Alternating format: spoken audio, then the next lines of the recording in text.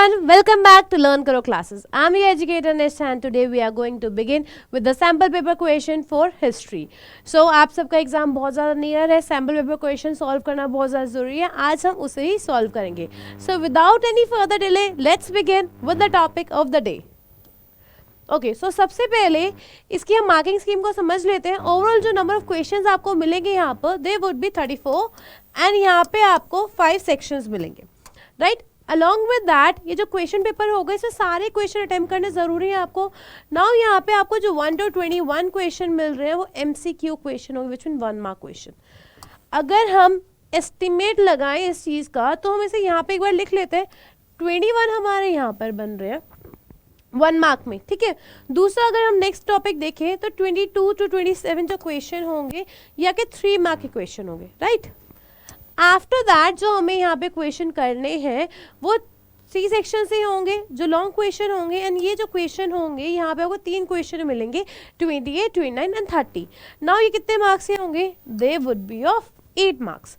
Next page पर चलते हैं हम. जब हम देखते हैं तो हमें यहाँ पे सेक्शन डी मिल रहा है. नाउ ये सोर्स बेस्ड क्वेश्चन होंगे. ये जो सोर्स बेस्ड क्वेश्चन होंगे ये हमें 3 सोर्स बेस्ड क्वेश्चन मिलेंगे यहाँ पे. ये जो 3 सोर्स बेस्ड क्वेश्चन होंगे 4 मार्क्स से होंगे विच मीन्स ये जो हमारे क्वेश्चन 12 मार्क के होंगे. यहाँ पे हम 12 मेंशन कर देते हैं, ठीक है. नाउ उसके बाद अगर हम यहाँ पे देखते हैं हमें मैप बेस्ड क्वेश्चन मिलेगा. ये जो मैप बेस्ड क्वेश्चन होने वाला है ये 5 मार्क कौन है, ठीक है. यहाँ पे हम 5 और ऐड कर देते हैं. अगर हम इस मार्किंग स्कीम का टोटल एस्टिमेट लगाते हैं तो 2, 1, 3 हो एंड 5 यहाँ पे 8 आ गया और यहाँ पे 38 विच मीन्स ये जो 38 आपको मार्क्स मिल रहे हैं यहाँ पे ये फ्री के मार्क्स है लिटरली. तो विच मीन्स इन्हें आपको पहले 38 मार्क को पक्का करना ही करना है. उसके बाद यहाँ से आप मार्क्स इजी स्कोर कर लेंगे बट ये 38 मार्क श्योर कर लो कि आपको गेन करने ही करने हैं. No matter what you have to score these 38 marks. Full out of full लाने ही आपको इनमें, ठीक है. अब प्रोसीड करते हैं. थोड़ा थोड़ा को पता लग गया हो कि हमें चीज़ों को कैसे करना है, ठीक है. Now let's proceed. दोस्तों सबसे पहला क्वेश्चन यहाँ पे पूछा जा रहा है वो क्या पूछा जा रहा है? विच one of the following was main demand of खिलाफत मूवमेंट. जो खिलाफत मूवमेंट था इसकी मेन डिमांड क्या थी? अच्छा ये खिलाफत मूवमेंट कहाँ से आता है? खिलाफत मूवमेंट इंडिया में चलता बट इसके पीछे कारण क्या था? नाउ सी वर्ल्ड वॉर जो 1 था वो एंड हुआ था. वर्ल्ड वॉर 1 एंड होने के बाद 2 पार्ट्स थी जो यहाँ पे लड़ाई कर रही थी. एक तो थी आपकी एक्सेस पावर, दूसरी थी अलाइड पावर. अब ये जो अलाइड पावर थी इसमें जितने बड़ी बड़ी मेजर पावर्स थी वो थी US हो गया, UK हो गया या फिर हम इसे यहाँ पे ब्रिटेन लिख देते हैं, right. Allow me movement. Then Britain हो गया, फ्रांस हो गया आपको यहाँ पे, ठीक है. रशिया हो गया. ऐसी कुछ मेजर पार्ट्स थी आपके यहाँ पे.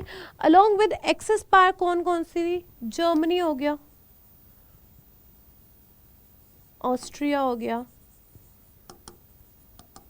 जापान हो गया, ठीक है, टर्की हो गया. नाउ जो टर्की था उस पॉइंट ऑफ टाइम पे आप इसे ऑटोमन एम्पायर बोलते थे.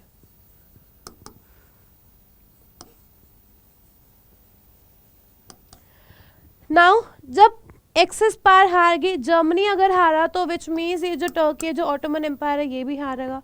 अब एक्सेस पावर हार गई, इनके ऊपर सैंक्शंस लगाएगी विच मीन्स इन्हें क्या पे करना था? इन्हें हैवी अमाउंट पे करना था in the form of section because they were responsible for the huge loss. ये जो ह्यूज लॉस हुआ था इस ह्यूज लॉस के पीछे जो कारण था that was solely Germany and the axis power. Now इनके पास सैंक्शंस लगी, इन्हें हैवी लोन पे करना था, इनकी रिसोर्स चलेगी. नाउ एक ट्रीटी हुई थी जिसका नाम था ट्रीटी ऑफ वर्सेल्स. कहने को तो वो पीस ट्रीटी थी, शांति के संदेश के लिए वो ट्रीटी थी बट रियलिटी में वो हार्श एंड ह्यूमिलिएटिंग ट्रीटी थी. नाउ आफ्टर दैट ये क्या हुआ? टर्की में जो रूल था वो खत्म होने लग गया. मुस्लिम जो लीडर था उसका रूल खत्म हो गया. वहां से ये चीज़ कनेक्ट होती है. नाउ उस चीज़ को सपोर्ट करने के लिए इंडिया के जो मुस्लिम्स थे उन्होंने खिलाफत मूवमेंट को इनिशिएट करा, ठीक है. अब आई होप आपको जो बैकग्राउंड है वो सारा यहाँ पर समझ आ गया होगा. नाउ अब क्या चीज़ थी, क्या मेन डिमांड थी खिलाफत मूवमेंट की? डोमिनियन स्टेटस मांगना इंडिया के लिए, सेल्फ रूल टू इंडिया या फिर रेस्टोरेशन ऑफ खिलाफत मीन्स खिलाफत ही हो गया ऑफ टर्की, इनका जो लीडर हो तो उसे खलीफा कहते हैं, उस खलीफा वर्ड से खिलाफत आया है, ठीक है। Then revival of orthodox culture of Islam.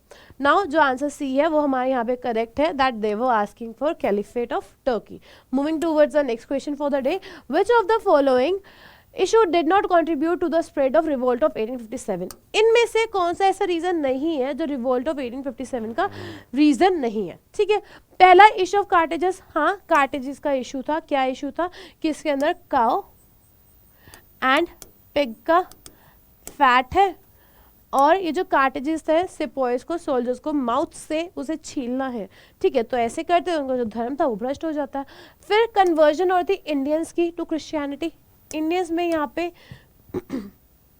Hindus भी हैं एंड मुस्लिम बोथ, स्पेसिफिकली ये दो वर्ड मेंशंस करे गए हैं आपकी एनसीईआरटी में। Next, mixing of bone dust in flower. जो आटा था, आटे में काउ और पिग की जो बोन का जो चूरा था वो मिक्स किया जाता, हाँ ये भी रीजन था। ये तीनों रीजन तो थे, आखिरी देख लेते हैं। Giving due rights to the princely states, नहीं ये कोई रीजन नहीं था। तो हमारा जो ऑप्शन डी है is the correct answer for this question. Next question में प्रोसीड करते हैं। Who among the following was best known ruler of Satavahana dynasty. Satavahana dynasty का बेस्ट नोन रूलर कौन था? अब यज्ञासारी सतकर्णी, यहाँ पे ये देख लो कौन सा नाम सुना सुना लग रहा है, मुझे ये नाम सुना हुआ नहीं लग रहा है। नेक्स्ट नाम पे आ जाओ, सिमुका सतकर्णी, मुझे ये नाम भी सुना हुआ नहीं लग रहा है। नेक्स्ट गौतमी पुत्र श्री सतकर्णी, हाँ ये नाम सुना हुआ लग रहा है। देन वशिष्ठ पुत्र सतकर्णी, ये नाम नहीं सुना हुआ लग रहा है। सो जो करेक्ट आंसर रहेगा यहाँ पे that would be option number C over here. Next question की तरफ प्रोसीड करते हैं आप। Identify the picture from the given option. Now जो पिक्चर दी गई है यहाँ पे ऑप्शंस दिए गए, साथ में आपको आइडेंटिफाई करना है कि ये जो पिक्चर है ये पिक्चर किस चीज से रिलेटेड है। सबसे पहली चीज, terracotta figure of Satavahana rulers. Satavahana rulers का टेराकोटा फिगर, यहाँ पे कोई ऐसा सतवना रूलर नहीं दिख रहा है, ठीक है, ये नहीं होगा। अशोका फाइटिंग कलिंगा वॉर, ये नहीं है। Terracotta figure depicting a scene from Mahabharata of West Bengal, हाँ ये एक टेराकोटा फिगर है जो क्या रिप्रेजेंट कर रहा है, जो रिप्रेजेंट कर रहा है महाभारत का सीन वेस्ट बंगाल से। This is the right answer over here, option C correct है यहाँ पे। नाउ हमें ये समझ आ रहा है कि पिक्चर बेस्ड क्वेश्चन आएंगे। पिक्चर बेस्ड क्वेश्चन हमें बहुत अच्छे से करना। पिक्चर बेस्ड क्वेश्चन होंगे, मैप बेस्ड क्वेश्चन होंगे एंड पैसेज बेस्ड क्वेश्चन होंगे। ऐसे जो कुछ क्वेश्चंस है, क्वेश्चंस करना हमारे लिए कंपलसरी है, राइट। नेक्स्ट क्वेश्चन में प्रोसीड करते हैं।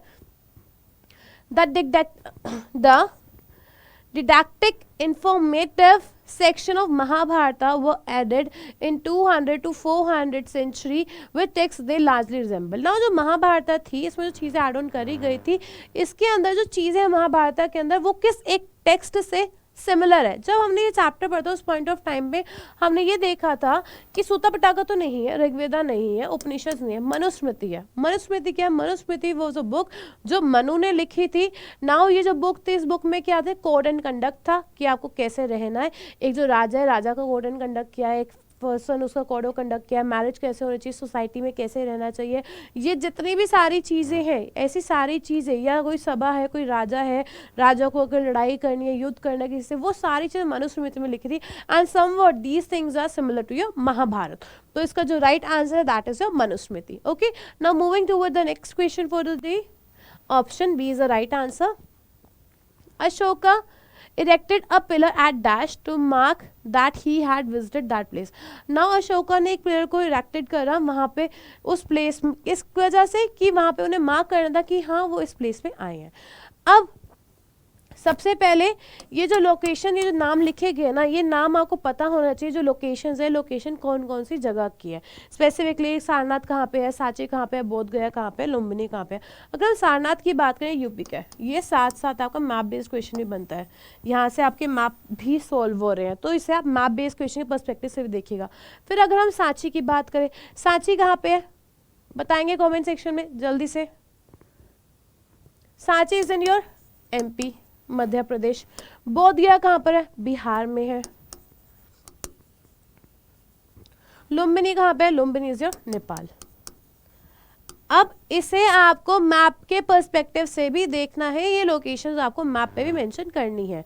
तो Lumbini is the right answer for this particular question over here, कि कहाँ पे उन्होंने विजिट करा था और कहाँ पे उन्होंने इस पिलर को इरेक्टेड करा था। It's in Lumbini which is in Nepal. Okay, now next question, consider the following statement regarding Harappan culture and choose the correct option. Now जो स्टेटमेंट दी गई है, स्टेटमेंट को आपको क्या करना है, जो हड़प्पा का जो कल्चर है, हड़प्पा के कल्चर के अकॉर्डिंग आपको करेक्ट स्टेटमेंट बतानी है।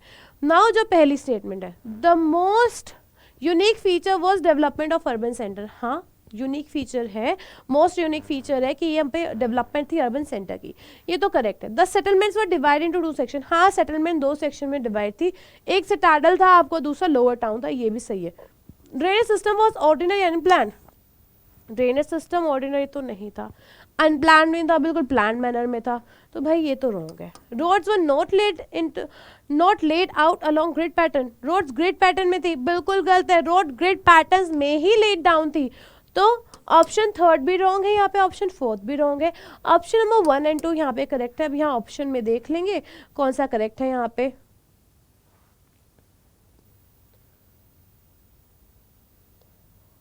this one is correct over here, only 1 and 2 are correct, which is the option B, only 1 and 2 are correct over here. Moving towards the next question, now there are 2 statements marked as assertion reason. अब यहाँ पे assertion and reason based question है। अब इस question को solve करने के लिए आपको क्या करना होता है, जो दोनों स्टेटमेंट्स है, पहले assertion दूसरा reason, पहले आपको ये निकालना है कि ये स्टेटमेंट सही है या गलत है। पहले आप ये देखिए ये स्टेटमेंट ट्रू है या फॉल्स है, ये स्टेटमेंट ट्रू है या फॉल्स है, पहले इतना काम करते हैं। Ashoka inscribed his message to his subjects and officials on stone surface. हाँ, स्टोन के सरफेस पे अशोका ने अपनी मैसेज को एनग्रेव करवाया था, ये स्टेटमेंट है, कंप्लीटली ट्रू स्टेटमेंट है, हम यहाँ पे ट्रू लिख देंगे। दूसरा, he wanted to proclaim that religion should be followed by all. वो ये दिखाया जाता है कि रिलीजन को हर एक फॉलो करे। अशोका ने कभी भी इस चीज को फोर्स नहीं करा है कि कोई भी किसी रिलीजन को फॉलो करे, ऐसा बिल्कुल नहीं कहा है, तो ये स्टेटमेंट फॉल्स है यहाँ पर। ठीक है, अब जब ये स्टेटमेंट फॉल्स हो गई यहाँ पर, तो यहीं पर क्या हो रहा है, ये आंसर खत्म हो रहा है। अगर ये दोनों स्टेटमेंट ट्रू होती तो हमें ये बताना होता कि ये जो स्टेट एजर्शन है वो रीजन उसका करेक्ट है कि नहीं है, हमें ये चीज़ बतानी होती। अब यहाँ पे एक ट्रू हो गया, एक फॉल्स हो गया, तो आंसर यहीं पे खत्म हो गया हमारा। जब भी ऐसी स्टेटमेंट आएगी जहाँ पे एक ट्रू हो और एक फॉल्स हो, चाहे वो ऊपर फॉल्स हो नीचे हो, डजेंट मैटर, वहीं पे हमारा आंसर कंप्लीट होगा। तब हमें स्टेटमेंट से ट्रू और फॉल्स के अकॉर्डिंग करनी होगी। जब दोनों स्टेटमेंट हमारी ट्रू हो जाएगी तब हमें ये देखना होगा कि जो रीजन है वो एजर्शन से बेस्ड है या नहीं है। ओके, तब हम उसमें बिकॉज ऐड ऑन कर लेते हैं कि जो हम स्टेटमेंट रीड आउट करेंगे उसके बाद हम ऐड करें बिकॉज, क्योंकि, और स्टेटमेंट को देखेंगे। अगर ये रिलेट करेगी then it is okay, otherwise वो रॉन्ग हो जाएगी। राइट, आई होप ये चीज़ आप लोगों को समझ आ गई होगी। तो यहाँ पे जो करेक्ट आंसर है that is your A true है आपका, और जो आर है वो फॉल्स है। तो option number C is the right answer for this question. Next question तो प्रोसीड करते हैं अब हम। Identify the craft centre related to Harappan civilisation. Now ये जो हड़प्पन सिविलाइजेशन है इससे रिलेटेड क्राफ्ट सेंटर को आपको आइडेंटिफाई करना है। अब लोकेटेड नियर कोस्ट, ये जो साइट जिसकी बात करिए है कोस्ट के पास है। कोस्ट वाला एरिया कौन सा होता है, वो एरिया जो वाटर के पास होता है, रिवर के पास होता है, उसे हम कोस्ट कहते हैं। दूसरा, ये जगह स्पेशलाइज्ड है शेल मेकिंग में। अच्छा, अब दूसरी बात, यहाँ पे ऑप्शंस तो दिए हुए हैं, जगहों के नाम भी दिए हैं। पहले हम ये देखेंगे जगह कौन से स्टेट में है, क्योंकि इस क्वेश्चन को हमें मैप के पर्सपेक्टिव से भी देखना है, बिकॉज ये जो साइट्स यहाँ पे दी गई हैं ये हड़प्पन साइट्स हैं, और ये जो हड़प्पन साइट्स है ये मैप बेस्ड क्वेश्चन में भी आएंगी ही आएंगी।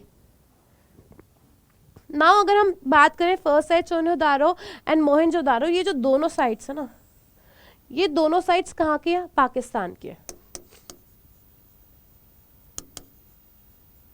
ठीक है, अब नेक्स्ट पे आ जाओ। नेक्स्ट साइट जो है आपकी वो नागेश्वर और बालकोट है। ये नागेश्वर और जो बालकोट साइट है ये कहाँ के, जल्दी से बताएंगे। Nageshwar is in Gujarat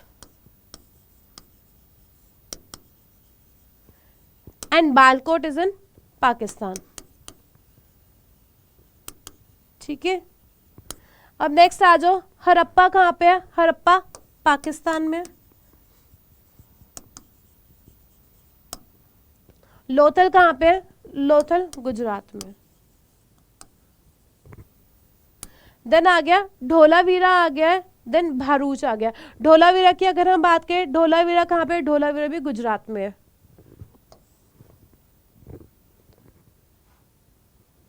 Dholavira Gujarat. Then अगर हम भारूच की बात करते, भारूच कहाँ पे? भारूच भी गुजरात में। तो हमें यहाँ पे 4 साइट्स ऐसे ही मिली है जो गुजरात के, 4 साइट्स ऐसे ही मिली है जो पाकिस्तान के। अब जब हम प्रैक्टिस करेंगे तब मैप पे प्लॉट करके ऑब्वियसली आपको दिखाऊंगी, बट आपको याद रखना है जो साइट्स है ये मैप बेस्ड साइट्स भी हैं, हमें इसकी लोकेशन भी अच्छे से पता होनी चाहिए। क्लियर? ओके, नाउ स्पेसिफिकली आप क्या करेंगे, आप एक टेबल बनाएंगे, एक साइड लिखेंगे पाकिस्तान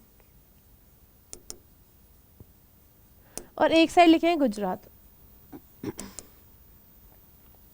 जो साइड पाकिस्तान को, जो साइड्स पाकिस्तान के वो यहाँ लिखेंगे, जो साइड्स गुजरात के वो आप यहाँ लिखेंगे। क्लियर? अब ये बताने, ये साइड्स कहाँ के? Located near coast they were specialise in making shell and beads. तो ये साइड कौन सी है? नागेश्वर एंड बालाकोट साइड की बात हो रही है, which means option number B is correct over here. This one, this answer is correct over here. Now moving towards the next question which is who wrote the book Kitabul Hind. जो Kitabul Hind book थी उस book को किसने लिखा है? किताबुल Hind book को अल-बिरूनी ने लिखा है। बट यहाँ पे एक और बुक, 3 और लोगों के नाम आ रहे हैं, लाइक इब्न बतूता हो गया, आफ्टर दैट फ्रैंक्रिस बर्नियर हो गया। तो इब्न बतूता ने कौन सी बुक लिखी थी? Reela was the name of the book that was written by whom? That was written by Ibn Battuta. ये चीज़ ध्यान रखें, कोई ज़रूरी नहीं अल-बिरूनी की बुक पूछी जाए आपसे किताबुल हिंद किसने लिखी, ये पूछा जा सकता है कि जो रीला है ये बुक किसने लिखी है, तो रीला जो बुक है वो इब्न बतूता ने लिखी है। I hope this thing is clear to you. Next proceed करते हैं। Choose the correct option from the following statement reference to Magadha empire. ना जो मगध एम्पायर है, मगध एम्पायर की रेफरेंस से आपको इन स्टेटमेंट का आंसर देना है। सबसे पहला चीज़ आपको करेक्ट ऑप्शन फाइंड आउट करना है। Initially Pataliputra was the capital of Magadh. क्या पाटलिपुत्र कैपिटल थी मगध की? नहीं, पाटलिपुत्र नहीं थी, राजगृह थी। ठीक है, तो हम यहाँ लिख देते इट वाज राजगृह। ठीक है, let me come over here.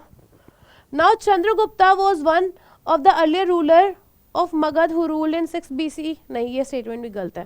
First statement गलत होगी आपकी, सेकेंड स्टेटमेंट भी गलत होगी आपकी।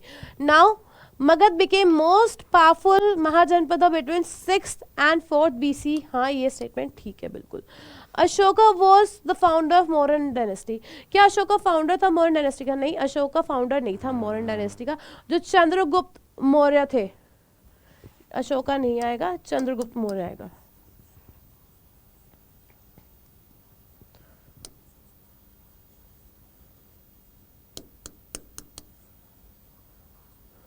Chandragupta Maurya was the founder of Mauryan dynasty. ये चीज़ें जो यहाँ पे आपको एक्स्ट्रा बताई जा रही हैं, these are also equally important for your examination, right?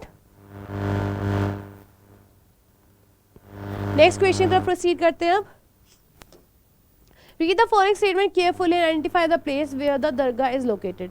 Now आपको जगह लोकेट करनी है, बतानी है कि इस कहाँ पर लोकेटेड है और ये दरगाह।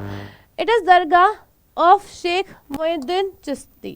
जो मोइनुद्दीन चिश्ती है शेख, उनकी ये दरगाह है। अकबर यहाँ पे काफ़ी टाइम जाता था।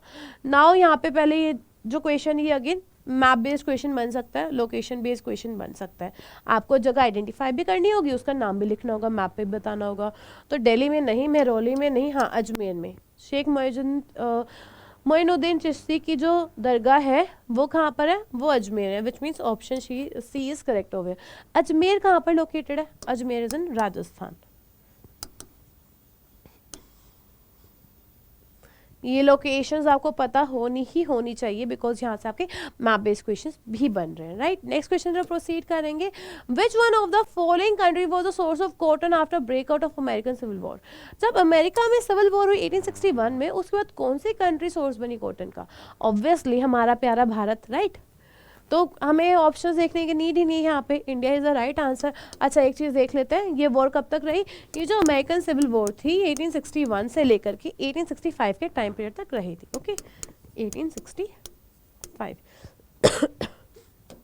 नेक्स्ट, अच्छा, अब यहाँ पे आपको क्या करना है, यहाँ पे आपको मैच इट करना है। लॉर्ड कॉर्नवालिस हो गया, ऑगस्टस क्लीवलैंड हो गए, फ्रैंकोइस बुकैनन हो गए, डेविड रिकार्ड हो गए। आप किसी एक चीज़ को पकड़ लो जो आपको अच्छे से आती हो, ठीक है। अब लॉर्ड कॉर्नवालिस कौन थे? Lord Cornwallis was the governor general of Bengal. मैं यहाँ पे 3 लगा रही हूँ। अब यहाँ पे देख लो ए का 3 जो आता है उसके अकॉर्डिंग देख लो ए का 3 क्या है। अच्छा, वैसे जो और पता है वो करते हैं, एक और करते हैं। अगस्टस क्लीवलैंड क्या थे? इन्होंने दी थी पॉलिसी ऑफ पैसिफिकेशन, ये 4 आ जाएगा, ठीक है। नाउ अब आ जाइए यहाँ पे आप, ए का 3 होना चाहिए। ए का 3 किस में है? ए का 3 ऑप्शन नंबर बी में है और ऑप्शन नंबर सी में है, विच मीन्स यहाँ से हमें जो ऑप्शन नंबर ए है वो एलिमिनेट हो गया हमारा।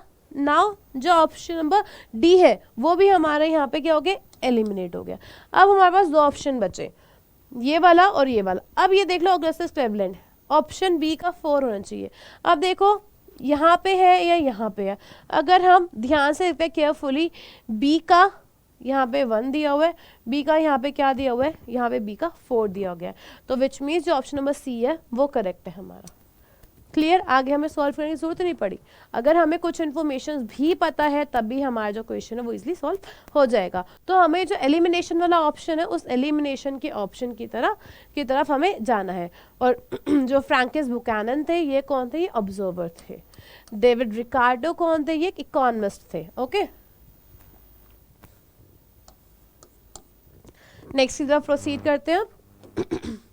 Who among the following led flag of revolt in 57 against British in Bihar?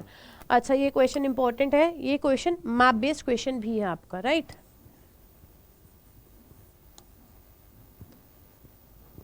Map based के साथ साथ ये मैचड क्वेश्चन भी बनता है आपका। कौन कौन सी प्लेस से था? ठीक है, सबसे पहले तो यहाँ पे बिहार का पूछा हुआ है, बिहार की जगह आरा भी लिख सकते हैं, ठीक है। Instead of Bihar they can also write Ara. तो कौन थे? कुंवर सिंह थे बिहार से, ठीक है। ऑप्शन नंबर सी यहाँ पे सही है। अब यहाँ पे मैं आपके लिए एक पूरी डिटेल चीज बना रही हूँ, डिटेल मतलब डिटेल एक टेबल काइंड ऑफ बना रही हूँ, कौन पर्सन कहाँ से था, जिससे कि आपको कोई प्रॉब्लम ना आए एग्जामिनेशन के टाइम में। अच्छा, अगर हम दिल्ली की बात करें, दिल्ली का तो सबको पता होना चाहिए। दिल्ली में कौन थे? Bahadur Shah Zafar was in Delhi. दिल्ली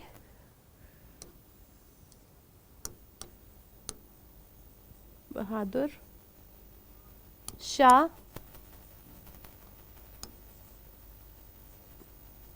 जफर, ठीक है। अब झांसी से कौन? रानी लक्ष्मीबाई।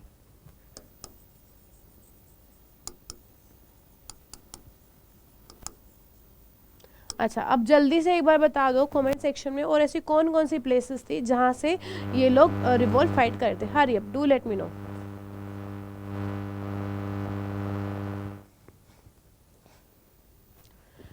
अगर नाना साहिब देखें, नाना साहिब वाज फ्रॉम कानपुर।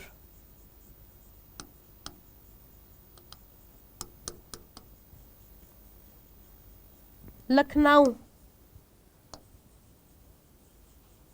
बेगम हजरत महल,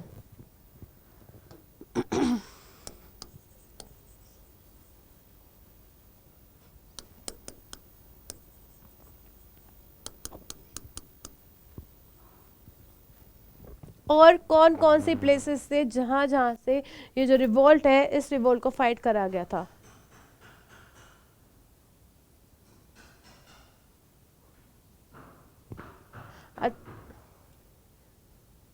अच्छा, लखनऊ से ना एक और आएंगे, लखनऊ से बिरजस कादर भी आएंगे, ये जो लिखा हुआ है लखनऊ से बिरजस कादर भी थे। लखनऊ का एक ये हो गया और एक हो गया बिरजस कादर।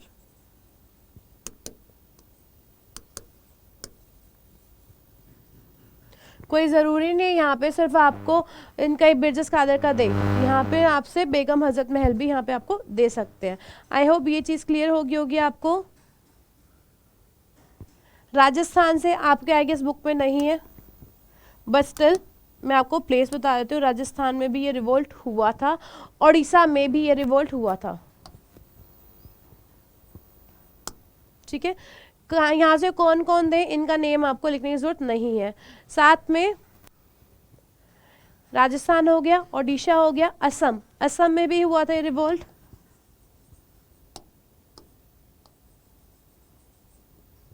Okay clear. मैंने ओडिशा की यहाँ स्पेलिंग गलत लिख दी है, हम यहाँ पे ओडिशा नहीं लिखेंगे, will write Odisha only. Odisha only क्यों लिखेंगे, बिकॉज जिस पॉइंट ऑफ टाइम की हम यहाँ पे बात कर रहे हैं तब ओडिशा नेम नहीं था, तब जो नेम था वो ओडिशा था, तो हम उसी के हिसाब से लिखेंगे। ओके अच्छा, अगर राजस्थान में कौन थे वो नेम लेना चाहते हैं तो एक नेम लिख लीजिए आप, जयदयाल सिंह, हरदयाल सिंह, जयदयाल सिंह, और हरदयाल सिंह वॉज फ्रॉम राजस्थान। ये यहाँ नीचे एरो करके लिख लूँ मैं राजस्थान का। ओके बुक में नहीं है आपके, but still Jaidayal Singh and Hardayal Singh. और इसे असम का लिखने की नीड नहीं है, ये लोग थे जिन्होंने इन प्लेसेस से क्या करा था, इन प्लेसेस से रिवोल्ट करा था। Now moving towards the next thing, dash was the amount assessed and dash was amount collected by Mughal king as land revenue। Now जो मुगल अमाउंट एसेस करते थे कि भाई इतना अमाउंट होना चाहिए और फाइनली कितना मिलता था, जो अमाउंट एसेस करते थे कि भाई इतना आ सकता है उसे हम कहते हैं जमा, और जो अमाउंट हम कहते थे कि ये पर्टिकुलर अमाउंट है जो मिला है उसे हम कहते हैं हासिल, कि ये हमें मिला है, ये हमें पाया है, तो ये क्या हो गया जमा, and this is your hasil। okay next, who among the following traveled Vijayanagar empire in 15th century and was greatly impressed by the fortification of the Vijayanagar। कौन यहाँ पे ट्रैवल कर रहा था विजयनगर एम्पायर में ड्यूरिंग 15th सेंचुरी, जो यहाँ की फोर्टिफिकेशन बहुत ज़्यादा इम्प्रेस था। सो ड्यूटे Barbosa, Colin Mackenzie, then Abdul Razzaq और डोमिंगो पेज। जो right answer that is your Abdul Razzaq. Okay option C. Next question, Abul Fazl was a court historian of which Mughal emperor. ना जो अबुल फजल थे वो कौन से मुगल एम्परर के कोर्ट हिस्टोरियन थे। सो फर्स्ट ऑफ ऑल जो ऑप्शन है हमारे पास यहाँ पे वो कौन कौन सा ऑप्शन है, हुमायूं ऑप्शन है, यहाँ पे हमारे पास अकबर ऑप्शन है, बाबर ऑप्शन है, और यहाँ पे हमारे पास जहांगीर ऑप्शन है। जो राइट आंसर रहेगा इस क्वेश्चन का दैट इज अकबर। बट ये जो अकबर हम यहाँ पे नाम लिख रहे हैं, अकबर के ये जो अबुल फजल है, अकबर के 9 रत्न हुआ करते थे, उन 9 रत्न में से ये एक रत्न है, कौन, अबुल फजल। ठीक है, कौन थे ये उसके कोर्ट के हिस्टोरियन थे। नाउ वो इंपॉर्टेंट लोग जो अकबर के पास थे, मैं उनके नेम लिख देती हूँ यहाँ पे। तोडरमल हो गया, मुल्ला दो प्याजा हो गया, मुल्ला दो प्याजा, तानसेन हो गया, बीरबल हो गया। ओके ये 9 रत्न में से कुछ इंपॉर्टेंट रत्न हैं जो अकबर के कोर्ट में प्रेजेंट थे। Now choose a place from the given option. Dussehra festival was held with great prestige and power at dash Vijayanagara empire. Now जैसे हमारा दशहरा फेस्टिवल होता है वैसे ही जो विजयनगर एम्पायर था वहाँ पे एक बड़ा सा फेस्टिवल सेलिब्रेट करा जाता था।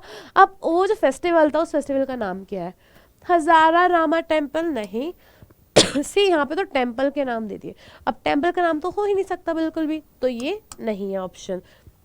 नेक्स्ट क्या हमारा, विरूपाक्ष टेम्पल। भाई टेम्पल की तो बात ही नहीं हो रही है यहाँ पे, फिर यहाँ पे फेस्टिवल पूछा गया है और ये टेम्पल के नाम दे रहे हैं, तो ऑब्वियसली नहीं होगा, आप सीधा एलिमिनेट कर दो इन्हें बिना सोचे। नेक्स्ट आगे lotus Mahal.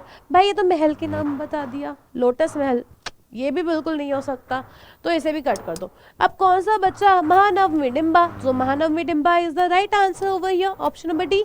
Now moving towards the next question for the day which is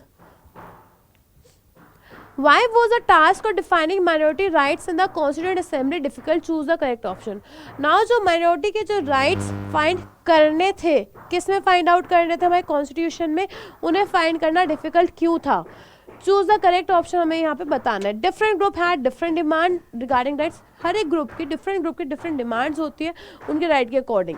अब मेरी डिमांड कुछ होंगी, अब ये तो ज़रूरी है ना कि जो मेरी डिमांड है वही सेम डिमांड्स आपकी होगी, ऐसा बिल्कुल भी नहीं होता है। तो हो सकता है British did not want to include it in constitution framework, Britishers इन्हें कॉन्स्टिट्यूशन फ्रेमवर्क में इंक्लूड नहीं करना चाहते थे।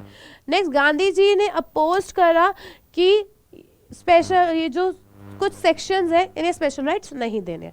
गांधी जी ने अपोज नहीं करता, गांधी जी इसके फेवर में थे, right. Now rights of people in princely states were ambiguous. Now princely state में लोगों के जो राइट्स है they were ambiguous, they were not clear at all, ठीक है। तो जो राइट आंसर है ना इसका, that is option number A. जो डिफरेंट ग्रुप के पीपल है उनकी जो डिमांड थी दे वर डिफरेंट, सो इसे असेस करना was bit difficult task. Moving towards the next question. अच्छा, यहाँ पे क्या करा गया, यहाँ पे एक पर्सन के बारे में आपको डिटेल दे दी गई है और आपसे पूछ लिया जाएगा ये जो सो एंड सो डिटेल्स है ये किस पर्सन के बारे में है, ओके।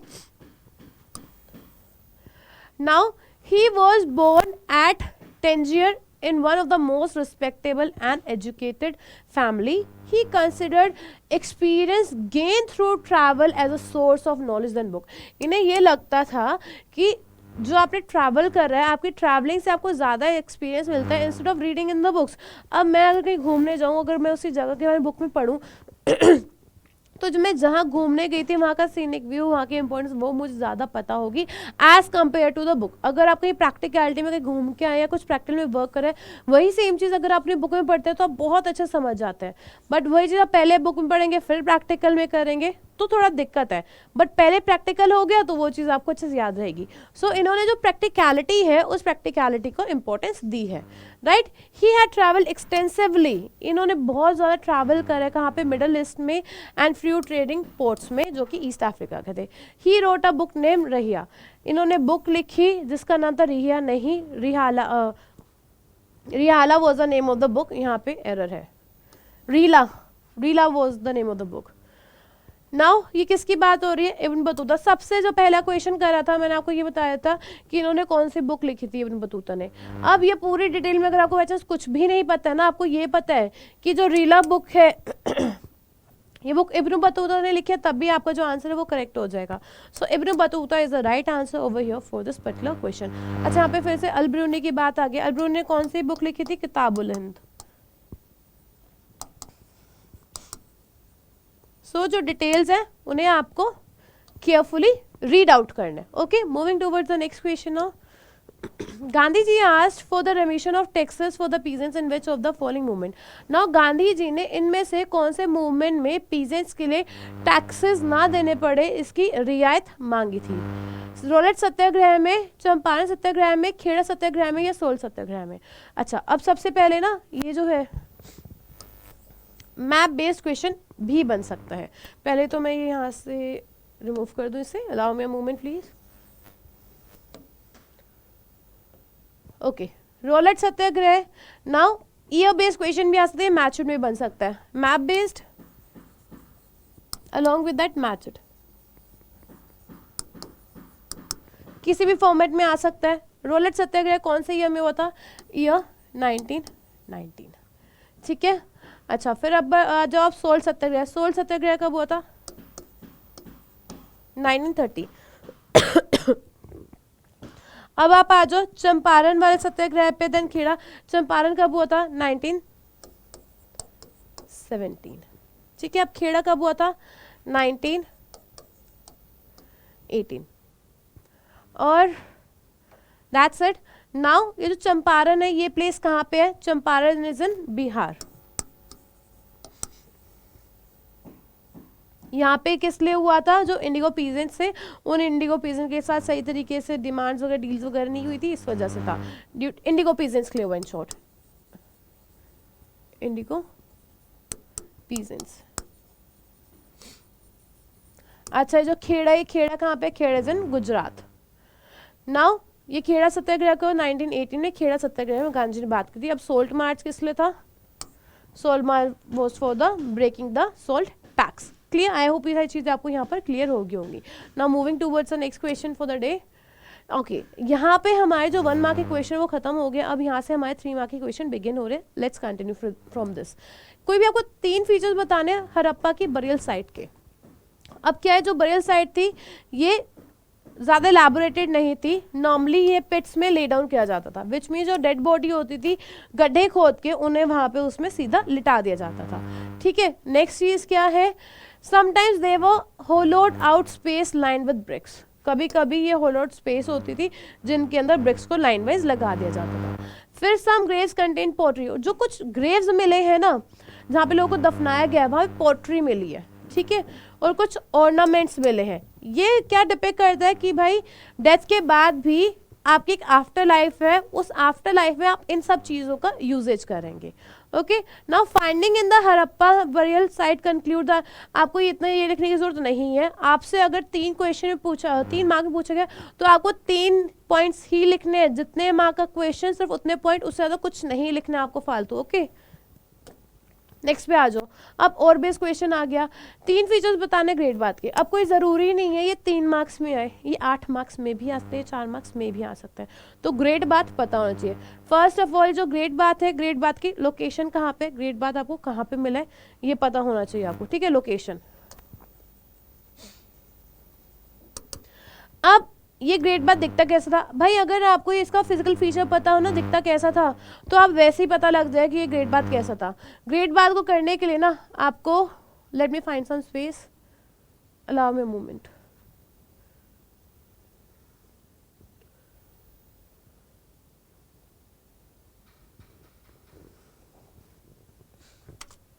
ठीक है, let's do now.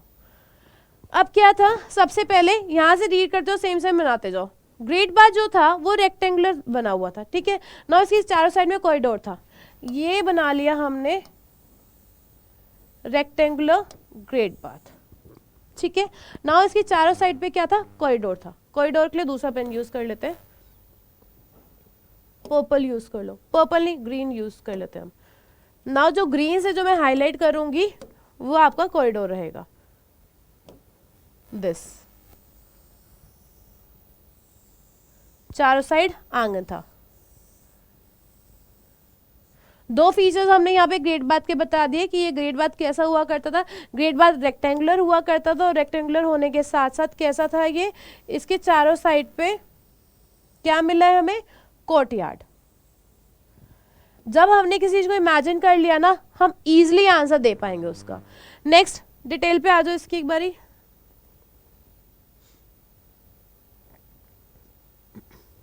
Okay, now there were 2 flights of step on the north and south leading into the tank, which was made watertight by setting bricks on edges and using mortar of gypsum. अब क्या कहा गया, यहाँ पे 2 जगह थी, entrance 2 थी, एक नॉर्थ में थी एक साउथ में थी, 2 एंट्रेंस होगी यहाँ पे, ये एंट्रेंस होगी यहाँ पे, एक होगी नॉर्थ में एक होगी साउथ में। इस एंट्रेंस को ये ब्रिक्स की बनी थी, ठीक है।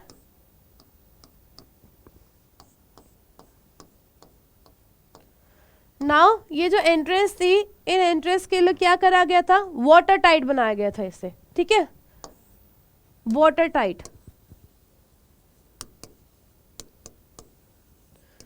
कि वाटर यहां से एंटर ना हो। अब वाटर टाइट कैसे बनाया गया था, मोर्टार यहाँ पे यूज करता, काला काला कोयला टाइप पिघला के डालते हैं ना, कोयला नहीं, काला काला कुछ तार पिघला के से डालते हैं रोड्स में, वो चीज यहाँ पे, ठीक है। मोर्टार यूज करा गया था इसमें। मोर्टार किस चीज का, जिप्सम का।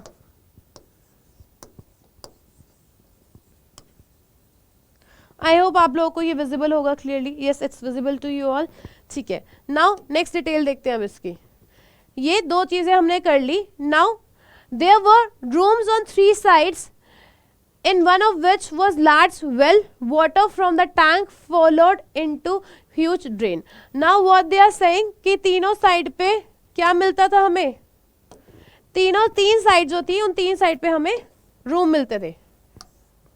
ये यहाँ पे रूम मिल गया, यहाँ पे रूम मिल गया आपको, यहाँ पे रूम मिल गया। नाउ एक जो बड़ा सा कमरा हुआ करता था, उस बड़े कमरे में हमें क्या मिलता है, उस बड़े कमरे में हमें कुआं मिलता है, वेल मिलता है, ठीक है। नाउ यहाँ पे हम एक कुआं बना देते हैं। हमें अभी ड्राइंग नहीं देखनी है, हमें बस चीजें समझनी है, तो जैसा भी बने डजंट मैटर। यहाँ से पानी आएगा, बाल्टी I am not making over here, ठीक है। अब साथ में क्या थी, एक बड़ी ड्रेन थी, बिग ड्रेन। जिस ड्रेन से क्या होता था, जिस ड्रेन से वाटर फ्लो करता था। फिर पीछे चलो डिटेल पे, ये डिटेल याद करनी है, कुछ नहीं, पहले वो जो पिक्चर बनाई गई है वो याद रखनी है, फिर डिटेल याद करनी है, कोई नहीं रोक सकता आपकी क्वेश्चन अच्छा लिखने से। आफ्टर दैट तीन साइड पे क्या था, तीन साइड पे बड़े रूम थे, उसमें से एक रूम में क्या था, आपको वेल मिलता है जहां से पानी लाया जाता है, और एक बड़ी रेन होती है जहां से पानी फ्लो करता था। Across a lane to the north lay a smaller building of 8 bathroom, 4 on each sides of corridor with drain from each bathroom connecting to a drain that ran along with corridor। अब वो क्या कह रहे हैं, जो north direction है उस north direction में क्या मिलता था, ये नॉर्थ डायरेक्शन होगी ना, हमें अपने अकॉर्डिंग, हम जहाँ भी बैठे होंगे हमें अकॉर्डिंग देखनी है। मैं अगर यहाँ पे हूँ तो मेरे लिए ये सामने वाली नॉर्थ डायरेक्शन है, ठीक है। अभी जो नॉर्थ डायरेक्शन थी, यहाँ नॉर्थ डायरेक्शन में क्या मिलता था, हमें 8 रूम मिले, ठीक है। 4 रूम इस साइड, 4 रूम इस साइड, 1 2 3 4, 1 2 3 4। अब ये जो 4 रूम थे ना, ये बाथरूम की तरह यूज करे जाते थे। अब इनके हर साइड पे क्या मिलती थी, आपको ड्रेनेज मिलती थी, यहाँ ड्रेनेज यहाँ ड्रेनेज, जैसे कि वाटर फ्लो कर जाए। अब अगर आप ये असेस करें तो कहीं ना कहीं ये पिक्चर आपको एक स्विमिंग पूल की तरह दिख रही, ये स्विमिंग पूल हो गया, यहाँ से रास्ता आ गया स्विमिंग पूल का, यहाँ से सीढ़ियों से रास्ता है, और यहाँ पे क्या है, यहाँ पे आपको बाथिंग एरिया दिया गया। स्विमिंग पूल में बाथिंग एरिया भी तो होता है, एक इस साइड गर्ल्स का एक इस साइड बॉयज़ का, तो यहाँ पे बाथरूम भी और साथ में उसके ड्रेन है, जिससे कि जो वाटर होगा वो वाटर इजिली फ्लो हो जाए। तो अब ये क्या दिखाया गया है, ये एग्जैक्टली स्विमिंग पूल ही तो है, तो आपने स्विमिंग पूल इमेजिन करना है और वहाँ पे लिख करके आ जाना है, ठीक है। अब ये क्या हो गया, अब ये माना जाता है, अभी हमें श्योरिटी नहीं है, ये स्ट्रक्चर यूनिक है, ये माना गया कि यहाँ पे स्पेशल ओकेजन पे बात लिया जाता होगा, या किसी रिचुअल, स्पेशल रिचुअल पे यहाँ पे बात लिया जाता होगा। आई होप ये चीज़ आपको क्लियर आ गई होगी। ना यहाँ से हमने कैसे याद करना है, इसे हमें स्विमिंग पूल की हेल्प से याद करना है, ठीक है।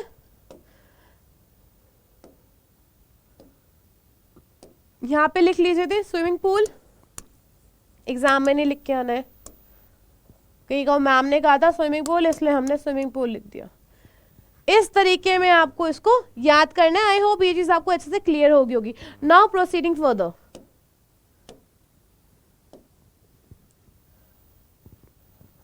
मेहनत खराब नहीं जानी चाहिए, सेव कर लेना चाहिए साथ साथ, है ना। Next question. Critically examine the limitation of inscription evidence in understanding political and economic history of India. Now हमें limitations find out करनी है inscription की, evidence की, इंडिया की हिस्ट्री की, इंडिया की पॉलिटिकल और इकोनॉमिकल हिस्ट्री को जानने के लिए। ऑल द सेवरल, काफ़ी सारे इंस्क्रिप्शंस मिले हैं, बट सारे डेसिफर नहीं हो पाए हैं। डेसिफर का मतलब क्या है, हम उन्हें सॉल्व नहीं कर पाए, हम उन्हें ट्रांसलेट नहीं कर पाए हैं। कुछ पब्लिश हुए हैं, कुछ ट्रांसलेट हो पाए, और काफ़ी सारे ऐसे जो ट्रांसलेट ही नहीं हो पाए, जिनकी राइटिंग्स को ही हम समझ नहीं पाए हैं। काफ़ी सारे ऐसे इंस्क्रिप्शन है जो एग्जिस्ट करते होंगे बट बचे ही नहीं है टाइम की वजह से, क्योंकि वो खराब हो गए, बचे ही नहीं, किसी को कीड़ा लग गया, किसी को दीमक लग गई, कोई नेचर कैलेमिटी की वजह से खराब हो गया। नाउ द जो कंटेंट है इंस्क्रिप्शन का वो डिफरेंट कंटेंट है। Routine agriculture practice and the joys and sorrows of daily existence find no mention inscription. Now जो रूटीन लाइफ हुआ करती थी, राजा महाराजा के बारे में तो है, उसमें चीज़ें मेंशन है, बट जो रूटीन लाइफ हुआ करती थी, जो आम आदमी की जो लाइफ होती थी, उसके बारे में मेंशन नहीं करा गया। एग्रीकल्चर का मेंशन नहीं करा, जो काम हुआ करता था उसके बारे में मेंशन नहीं हमें मिलता है। नाउ अगर हम मिड 20th सेंचुरी की बात करें, इशू जैसे इकोनॉमी चेंजेस वगैरह हो गए, and the ways in which different social group emerge have assume far more important, इन्हें ज़्यादा इंपॉर्टेंस दी गई है। दस जो इंस्क्रिप्शन है, इन्हें ये लिमिटेशन प्रोवाइड करते हैं हमें। नाउ ये हमारे लिए लिमिटेड है, लिमिटेशन प्रोवाइड करता है हमें, क्यों? क्योंकि हमें पूरी तरह मिले ही नहीं है। अगर हमें पूरी तरह मिले ही नहीं है तो हम इन्हें अंडरस्टैंड कैसे करेंगे, राइट। अब नेक्स्ट की तरफ प्रोसीड करते हैं।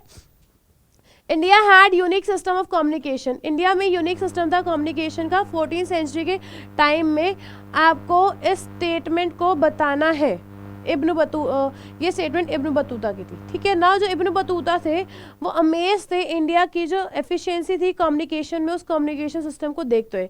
ना ये जो कम्युनिकेशन सिस्टम है, ये कम्युनिकेशन सिस्टम कौन सी बात करें, ये जो पोस्टल सर्विसेज थी उन पोस्टल सर्विसेज के बारे में बात कर रहे हैं। अलाउ मी अ मोमेंट दियो। नाउ अगर हम पोस्टल सिस्टम की बात करते हैं यहाँ पे, तो दो टाइप के पोस्टल सिस्टम थे, एक तो हॉर्स का पोस्टल सिस्टम था और एक ह्यूमन बीइंग का पोस्टल सिस्टम था जो फुट पोस्टल सिस्टम था। नाउ वो पोस्टल सिस्टम जो हॉर्सेस का था उसे उलुक कहते थे, यहाँ पे मेंशन करा गया। वो पोस्टल सिस्टम जो फुट स्टेप से होता था, जिसमें लोग भाग के जाते थे, उसे हम दावा कहते थे। नाउ इसमें क्या चीज़ देखी जाती थी, ये जो पोस्टल सर्विसेज थी, जो हॉर्सेस थे, हॉर्सेस को हर 4 मील के बाद डिप्लॉय करा जाता था। विच मीन्स अगर यहाँ से कुछ चला है, कोई चीज़, कोई गुड्स एंड सर्विस कुछ जा रहे हैं यहाँ से, तो यहाँ के बाद यहाँ 4 मील पे एक हॉर्स मिलेगा, उसके बाद यहाँ पे 4 मील के बाद एक हॉर्स मिलेगा डिस्टेंस के बीच में। और यहाँ पे दवा में जो फुट स्टेप होते थे, यहाँ पे होता है हर 1 मील के बाद आपको 3 लोग मिलेंगे, यहाँ पे हर 4 मील के बाद एक हॉर्स मिलता था। अब जो पोस्टल सिस्टम था, यहाँ पे जो डिस्टेंस था, इस डिस्टेंस को आप बहुत जल्दी कवर अप कर लेते थे, और जो सिस्टम था ये बहुत ज़्यादा एफिशिएंट सिस्टम था। अलॉन्ग विद दैट जो मर्चेंट्स वगैरह हुआ करते थे, मर्चेंट्स, कोई भी इंफॉर्मेशन होती थी, कोई भी इंफॉर्मेशन राजाओं तक इजीली पहुंच जाती थी। अलॉन्ग विद दैट जो पर्सन भागते हुए जाते थे, इनके हाथ में एक टोंग्स काइंड ऑफ होते थे, जब ये भागते थे तो वैसे टकराते थे और उसमें से साउंड आती थी, तो ये पता लग जाता था आसपास के जाने वाले लोगों को कि कुछ इन्फॉर्मेशन, इंपॉर्टेंट इन्फॉर्मेशन जानी है, और वो रास्ता छोड़ देते थे। आपकी एनसीईआरटी में ग्रीन या ब्लू ब्लॉक है, उस ब्लॉक का ये क्वेश्चन है। Okay, now moving towards the next question. So ये जो पोस्टल सिस्टम था, ये पोस्टल सिस्टम इतना ज़्यादा एफिशिएंट था कि जब, जैसे अगर आप दिल्ली से सिंध की बात करते हैं, दिल्ली से सिंध पहुंचने में 50 दिन लगा करते थे, लेकिन इस पोस्टल सिस्टम की वजह से जस्ट 5 दिन में आप यहाँ पे पहुंच जाते थे। और हर एक तीसरे माइल के बाद विलेज में 3 पेविलियन होते थे, इन विच men used to sit with guided lions ready to start. Each of them carries a rod. जो अभी रोड की मैंने बात करी, 2 cubits in length, जो कॉपर की बेल्स होती थी, इनके टॉप पे कॉपर की बेल्स होती थी। जैसे ही कोरियर स्टार्ट होता था सिटी से, वो मैन अपने हाथ में लेटर को पकड़ता था और जो रोड होती थी वो बेल्स के साथ उसमें साउंड आने लग जाती थी। ठीक है, नाउ ये चीज़ ही इंपॉर्टेंट आपके लिए बताएगी। ये इसमें जो 4 पॉइंट है वो 1 2 3 एंड ये 4, ये 4 पॉइंट्स इंपॉर्टेंट है आपके लिए। क्लियर? नाउ 3 पूछेंगे, अगर 8 में पूछा जाए तो 8 में आप इसका क्या कर सकते हैं, आप इस पार्ट को डिवाइड करके लिख सकते हैं। Now moving towards the next part, analyse the feature of amaranayaka system. अब ये अमरनायक सिस्टम क्या है? नाउ जिस वे में दिल्ली सल्तनत में इकता सिस्टम होता था, उसी वे में अमरनायक सिस्टम होता था विजयनगर एम्पायर में। अब अमरनायक सिस्टम क्या है? जब राजा, दिल्ली सल्तनत में राजा खुश हो जाता था, वो ज़मीन दे देता था, जिसको हम इकता कहते थे, और उस होल्डर को हम इकतादार कहते थे। सिमिलर वे में विजयनगर एम्पायर में अमरनायक सिस्टम था। जो अमरनायक सिस्टम था, इस सिस्टम में भी ज़मीन प्रोवाइड कर दी जाती थी। सी, अमरनायक सिस्टम पॉलिटिकल सिस्टम था विजयनगर एम्पायर का। ये किससे सिमिलर है? इकता सिस्टम से सिमिलर है ये, जो दिल्ली सल्तनत में था। और जो अमरनायक होते हैं वो कौन होते हैं? वो मिलिट्री के कमांडर होते हैं। और जो राया होते थे, राया कौन होते हैं? राया मीन्स राजा। नाउ ये राया कौन है? विजयनगर एम्पायर में राजा इसको राया बोलते थे, लाइक कृष्णा देवा राया। राय भी बोल सकते हैं, आप राया भी बोल सकते हैं, both in the same thing. Now राया क्या करते थे? इनसे खुश होकर, सर्विस से खुश होकर एक टेरिटरी दे देते थे और कहते थे यहाँ से टैक्स इकट्ठा करने का काम तुम्हारा है, तुम यहाँ से टैक्स इकट्ठा करोगे, कुछ पार्ट अपने पास रखो, कुछ पार्ट तुम मेरे को दे दो। भाई उसे अपना खर्चा भी तो चलाना है। साथ में वो किंग को क्या देते थे? जो राया है, राया को ट्रिब्यूट देते थे। ट्रिब्यूट मीन्स गिफ्ट हो गया। फॉरेस्ट अगर एरिया में वो कंट्रोल करे तो वहाँ से जो प्रोडक्ट्स हैं वो प्रोडक्ट्स हो गए। अलॉन्ग विद दैट वहाँ से जो एनिमल्स है, एलिफेंट्स ट्रेन करके, हॉर्स वगैरह, वो सारी चीज़ें ये प्रोवाइड करते थे राया को। ओके, ना ये क्या करते थे? ये टैक्स कलेक्ट किया करते थे। किन किन से कलेक्ट किया करते थे? पीजेंट्स हो गए, क्राफ्ट पर्सन्स हो गए और ट्रेडर्स हो गए, उस एरिया में उनसे कलेक्ट करते थे। Now along with that they used to provide the tribute, provide करते थे like horses and elephants.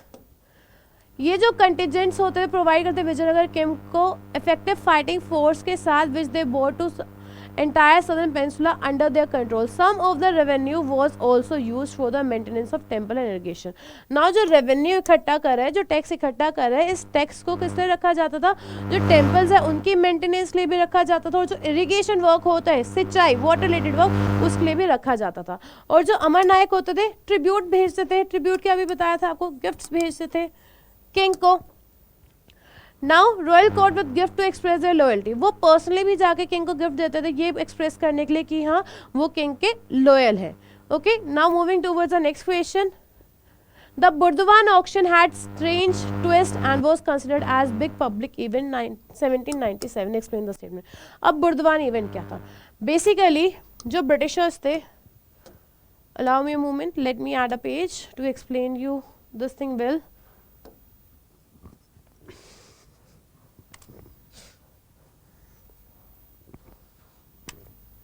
Okay.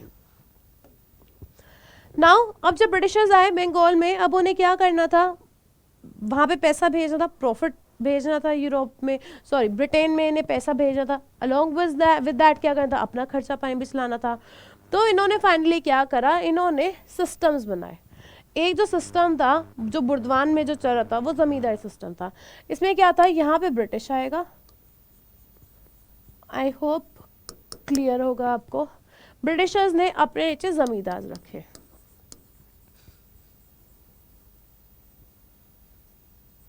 या फिर आप किंग कह लो, ठीक है. अब जो ये जमींदार होंगे ये क्या करेंगे, जो विलेज है, जो गांव है विलेज, इसमें जो पीजेंट्स है, यहाँ पे पीजेंट्स बनाते हैं छोटे छोटे से,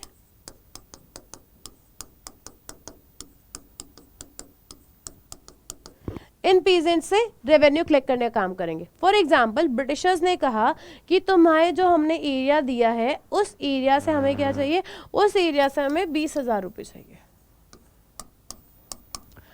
अब ये जमींदार इन पीजेंट से जितना मर्जी पैसे निकलाए, 30-35 जितना मर्जी पैसे निकलाए, ब्रिटिशर्स ने एक अमाउंट फिक्स कर दिया, वो अमाउंट ब्रिटिशर्स को देना है.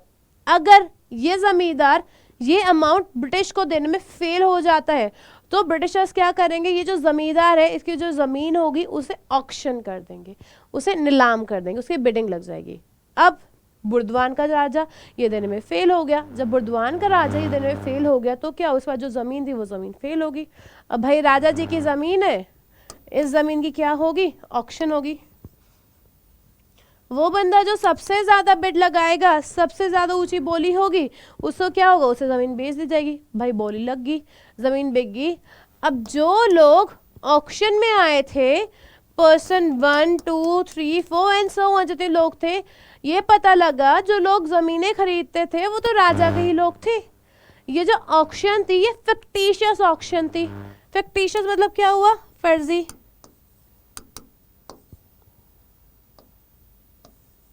फर्जी नकली ऑक्शन थी. इसमें तो राजा के पीजेंट से राजा के लोग थे जिन्होंने जमीन को खरीद ली. अब इस टाइप की जो ऑक्शंस हुआ करती थी उसमें से जो 95% जो ऑक्शंस हुआ करती थी ना वो फेक ऑक्शंस हुआ करती थी. अब इस ये चीज पता लगी तो ब्रिटिश तो हताश होना ही होना कि भाई हमने इतना सिस्टम फैलाया और ये तो बिल्कुल अपोजिट निकल के आ रहे हैं. अब राजा और ज्यादा समझदार थे, या जो जमींदार और समझदार थे, ये क्या करते थे, अपनी जो जमीन होती थी ना इसे डिवाइड कर देते थे. प्रॉपर्टी को अपनी मदर के नाम कर दिया, अपनी सिस्टर के नाम कर दिया, क्योंकि ब्रिटिशर्स ऑक्शन सिर्फ और सिर्फ जमींदार की प्रॉपर्टी करेंगे, नो दिस फीमेल्स. तो ये पूरी स्टोरी चल रही थी वहां पे. तो ये बुर्दवान वाली चीज थी. आई होप ये क्लियर हो गया होगा आपको. यहाँ देख लीजिए आप एक बारी, सेम चीज, बिल्कुल सेम चीज, डिट्टो कॉपी लिखी हुई है, इसे बस एक बार रीड आउट कर लीजिएगा आप. Okay, every single thing same thing लिखी हुई है यहाँ पे. Now moving towards the next question. The relation of sepoy. Sepoy क्या है, सिपाही.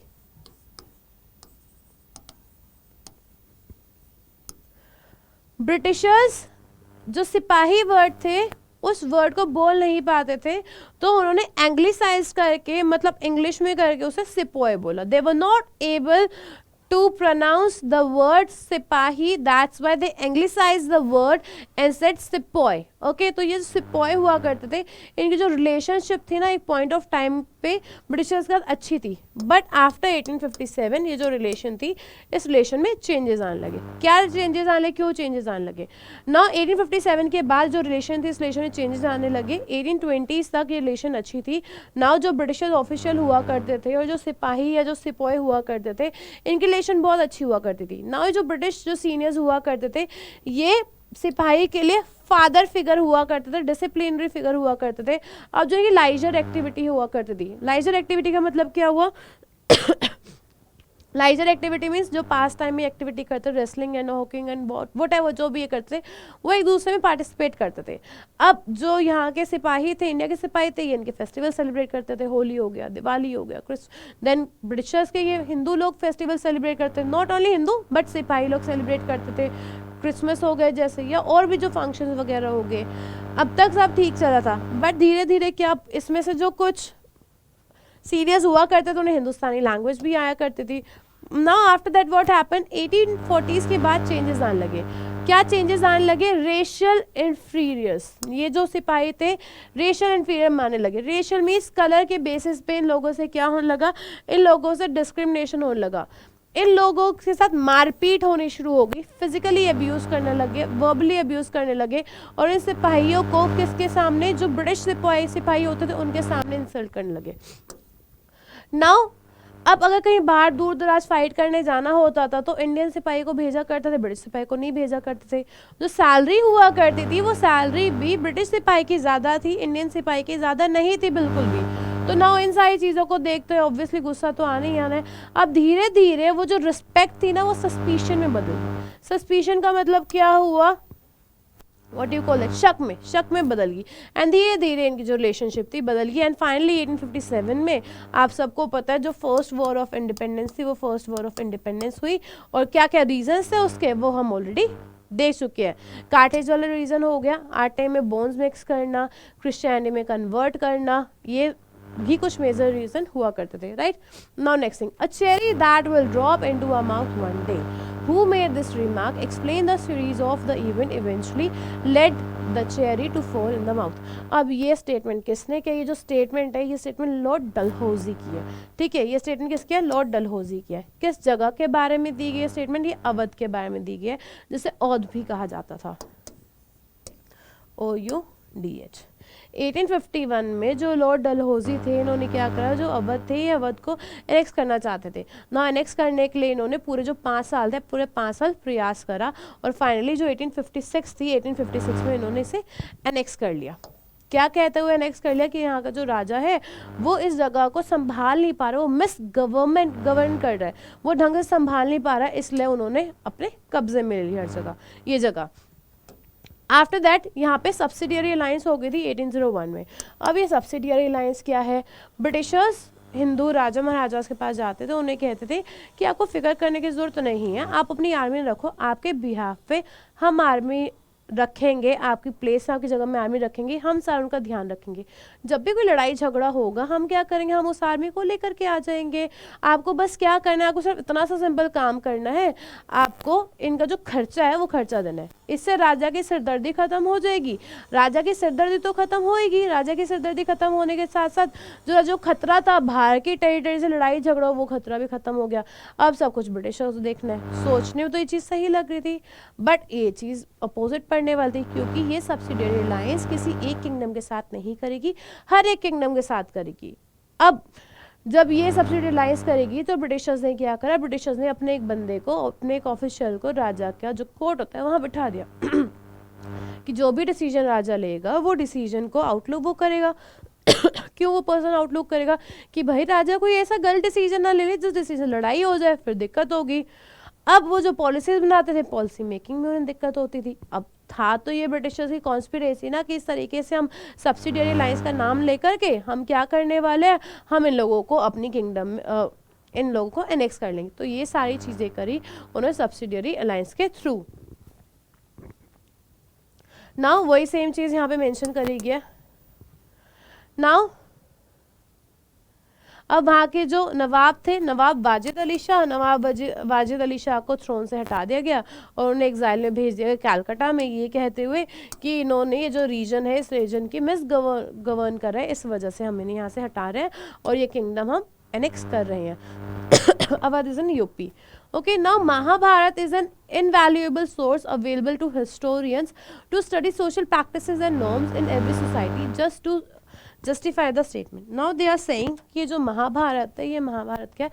महाभारत एक invaluable document है। ये जो document है ना, सोसाइटी के जो नॉर्म्स थे उसके बारे में बताते हैं। नाउ इस स्टेटमेंट को आपको जस्टिफाई करना है ना। महाभारत क्या है, एक डायनामिक, एक ऐसा एपिक है जिसके बारे में हर एक चीज़ लिखी हुई है। लड़ाई के बारे में भी लिखा हुआ है, फॉरेस्ट के बारे में लिखा है, पैलेसेस के बारे में लिखा है, सेटलमेंट के बारे में लिखा हुआ है, मैरिजेस के बारे में लिखा हुआ है, पर्सन का कोड एंड कंडक्ट कैसे होना चाहिए उसके बारे में लिखा हुआ है, प्रॉपर्टी राइट्स क्या होना चाहिए, गर्ल के राइट्स क्या है, बॉयज़ के प्रॉपर्टी राइट्स क्या है, उन सारी चीज़ों के बारे में यह महाभारत में लिखा हुआ है। नाउ ये किसी लैंग्वेज की मोहताज नहीं है, काफ़ी सारी डिफरेंट लैंग्वेजेस में इसको लिखा हुआ है। नाउ काफ़ी over the centuries it has been written many language, काफ़ी लैंग्वेजेस में इसको लिखा गया है। नाउ ये डायलॉग फॉर्मेट में है कि किस पर्सन ने क्या डायलॉग है, अर्जुन जी के क्या डायलॉग है, कृष्णा लॉर्ड कृष्णा का क्या डायलॉग है, युधिष्ठिर के क्या डायलॉग है, ये सारे डायलॉग रूप में दी गई है। नाउ इसमें जो स्टोरीज है अलग अलग रीजन से अलग अलग स्टोरीज इसमें एड ऑन करी गई है। लाइक उत्तराखंड में समवट डिफरेंट स्टोरी होगी, उत्तर प्रदेश में कुछ थोड़ी डिफरेंट स्टोरी होगी, सिमिलर वे में बिहार में थोड़ी डिफरेंट स्टोरी होगी। उन सारी डिफरेंट स्टोरीज को यहाँ पर एड ऑन करा गया है। नाउ जो मेन स्टोरी है उस मेन स्टोरी को ही डिफरेंट तरीके में रीटोल्ड करा गया है। काफ़ी सारे जो टेक्स्ट है वो स्कल्पचर्स में डिपिक्ट करे गए, पेंटिंग्स में डिपिक्ट करे गए। जैसे अभी हमने पिक्चर बेस्ड क्वेश्चन देखा था, तो हमने क्या देखा था, वो जो सीन है वो महाभारत का सीन को डिपिक्ट करा गया वेस्ट बंगाल में। तो ये वो सेम चीज़ दिखाई गई है कि जो वॉल्स है वॉल पे भी डिपिक्शन करा गया, महाभारत को उसे एक्सप्लेन करा गया।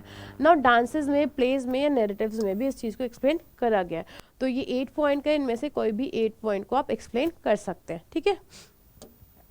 Now examine the elements of Mahabharata, examine the elements analyzed by the historians on the text Mahabharata. Now जो हिस्टोरियंस है, हिस्टोरियंस ने किन एलिमेंट्स को एग्जामिन करा है, हिस्टोरियंस ने टेक्स्ट को यूज करा है ट्रेडिशंस के फॉर्म में, content of text to be understood the process. Some text lay down norms of social behaviour, other describe and occasionally comment a wide range of social situations. Now जो text है social behaviour को दिखाता है, जो social situation है उन situation को और प्रैक्टिसेस को डिपिक्ट करते हैं। ना यहाँ से कुछ हमें झलक मिलते हैं, ग्लिम्पसेस मिलते हैं किसके, इंस्क्रिप्शंस के। उन इंस्क्रिप्शन में जो सोशल एक्टर्स हैं उन सोशल एक्टर्स के। अब सोशल एक्टर्स कौन लोग हो गए, जो महाभारत के का पार्ट है, जो महाभारत के कैरेक्टर्स हैं। As each text and inscription was written from perspective of specific social category. अब हर एक जो इसमें टेक्स्ट लिखा गया, इंस्क्रिप्शन लिखा गया, वो एक किसी सोशल कैटेगरी के व्यू में लिखा गया। अब मेरे लिए महाभारत का जो व्यू है वो कुछ और होगा। अब कोई ब्राह्मण है उसका व्यू कुछ और होगा, क्षत्रिय उसका व्यू कुछ और होगा।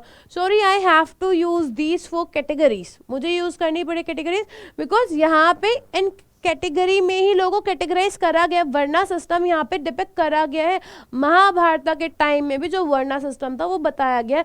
तो अकॉर्डिंग टू महाभारत, अगर एक वैश्य है, वैश्य ने अपने एंड से ये स्टोरी बताई है, एक शूद्रा ने अपने एंड से बताई है, ब्राह्मण ने अपने पर्सपेक्टिव से बताई है, क्षत्रिय ने अपने पर्सपेक्टिव से बताई है। तो हर एक का अपना पर्सपेक्टिव है महाभारत के इंस्क्रिप्शंस को लिखने का। I hope this thing. Now next thing, they also need to consider the language use. उन्हें साथ में ये भी देखना है कि जो ऐसी कौन सी लैंग्वेज है जिस लैंग्वेज को यूज़ करा गया है, और कौन सी ऐसी चीज़ें थी जो वो कॉमनली किया करते थे, जो चीज़ें उनकी प्रैक्टिस में हुआ करती थी।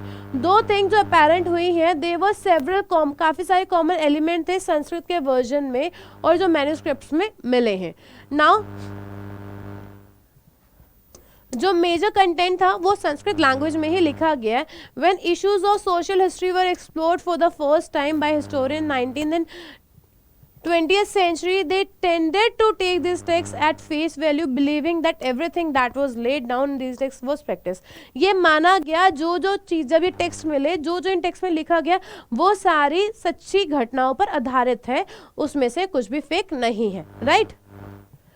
Now, these studies indicated that the ideas contained in normative Sanskrit texts were overall recognized as authoritative and important. These elements were considered by historians while examining the text from reconstructing social histories. Next question. Examining the evidence that suggests land revenue was important for Mughal fiscal system. Now, Mughals का जो fiscal system था, physical system का मतलब क्या हुआ, money based जो system था वो इम्पोर्टेंट क्यों था, उसका एविडेंस मांग रहे हैं। जो रेवेन्यू था लैंड से जो रेवेन्यू आता था, जो टैक्स आता था, वो इकोनॉमी को मेंटेन करने के लिए ज़रूरी था। मुगल एम्पायर में क्यों ज़रूरी था, एग्रीकल्चर जो प्रोडक्शन हुई। नाउ क्या करा जाता था, जो एग्रीकल्चर है हर एक की जो लैंड है उस लैंड का एक फिक्स टैक्स होता था, उस फिक्स टैक्स को लेना पड़ेगा। आप अगर टैक्स नहीं दे सकते हैं, आप पहले ये देखेंगे कि जो ज़मीन है जहाँ से जो एग्रीकल्चर ज़मीन है वहाँ से जो टैक्स आना है उस ज़मीन की लेंथ कितनी है, ब्रेथ कितनी है, उसकी प्रोडक्टिविटी कितनी है, वो कितना पैसा कमाएगी ज़मीन, उसके अकॉर्डिंग टैक्स बांधा जाता था ना। उसके बाद ये जो apprentice includes the office, daftar और diwan who was responsible for supervising fiscal system. Now fiscal system को सुपरवाइज करने का काम किसका था, दीवान का था। दीवान कौन, जो पैसे रिलेटेड ट्रांजेक्शन्स को देखता है। नाउ जो रेवेन्यू ऑफिशियल था और जो रिकॉर्ड कीपर था वो क्या करते थे, ये एजेंट्स बन जाते थे एग्रेरियन रिलेशनशिप में। जो मुगल स्टेट थी क्या ट्राई करती थी, पहले स्पेसिफिक इंफॉर्मेशन निकालती थी एक एग्रीकल्चर ज़मीन के बारे में जो उस किंगडम के अंदर में है, और वो ज़मीन क्या प्रोड्यूस करती है, उसकी लेंथ कितनी है, ब्रेथ कितनी है, कौन सी फसल वो उगाती है, कितने अमाउंट में उसका जो वेट होगा वो कितने केजीज में, क्विंटल्स में ग्रो करे, उसके अकॉर्डिंग उस अमाउंट को, जो टैक्स का अमाउंट था उस टैक्स के अमाउंट को फिक्स किया जाता था। The land revenue arrangements consisted of 2 stages. जो लैंड रेवेन्यू अरेंजमेंट थे वो 2 स्टेजेस में हुआ करते थे। पहला क्या था, first assessment and then actual collection. पहले असेसमेंट करा जाता था, देखा जाता था, फिर जो एक्चुअल कलेक्शन होता था। ये जो फर्स्ट असेसमेंट है ना, इस फर्स्ट असेसमेंट को हम क्या कहते थे, हासिल। ठीक है, अभी हमने एमसीक्यू में करा था ये। और जो एक्चुअल में कलेक्शन होता था उसे हम क्या कहते हैं, जमा। अच्छा, यहाँ पे ऑलरेडी मेंशन है, the jama was the amount assessed and oppose to hasil the amount collected. The Akbar decreed that while he should strive to make cultivator pay in cash, the option of payment in kind. Now it is not compulsory कि भाई पैसा ही चाहिए होगा हमें, कोई ज़रूरी नहीं है। अगर तुम्हारे पास पैसा नहीं है तो जो तुमने प्रोडक्ट ग्रो करा है तुम वो भी दे सकते हो। गेहूँ उगाई, तुम पैसा नहीं देना चाहते, टैक्स नहीं देना चाहते, तो तुमने गेहूँ उगाई है तो तुम इस अमाउंट में गेहूँ दे दो।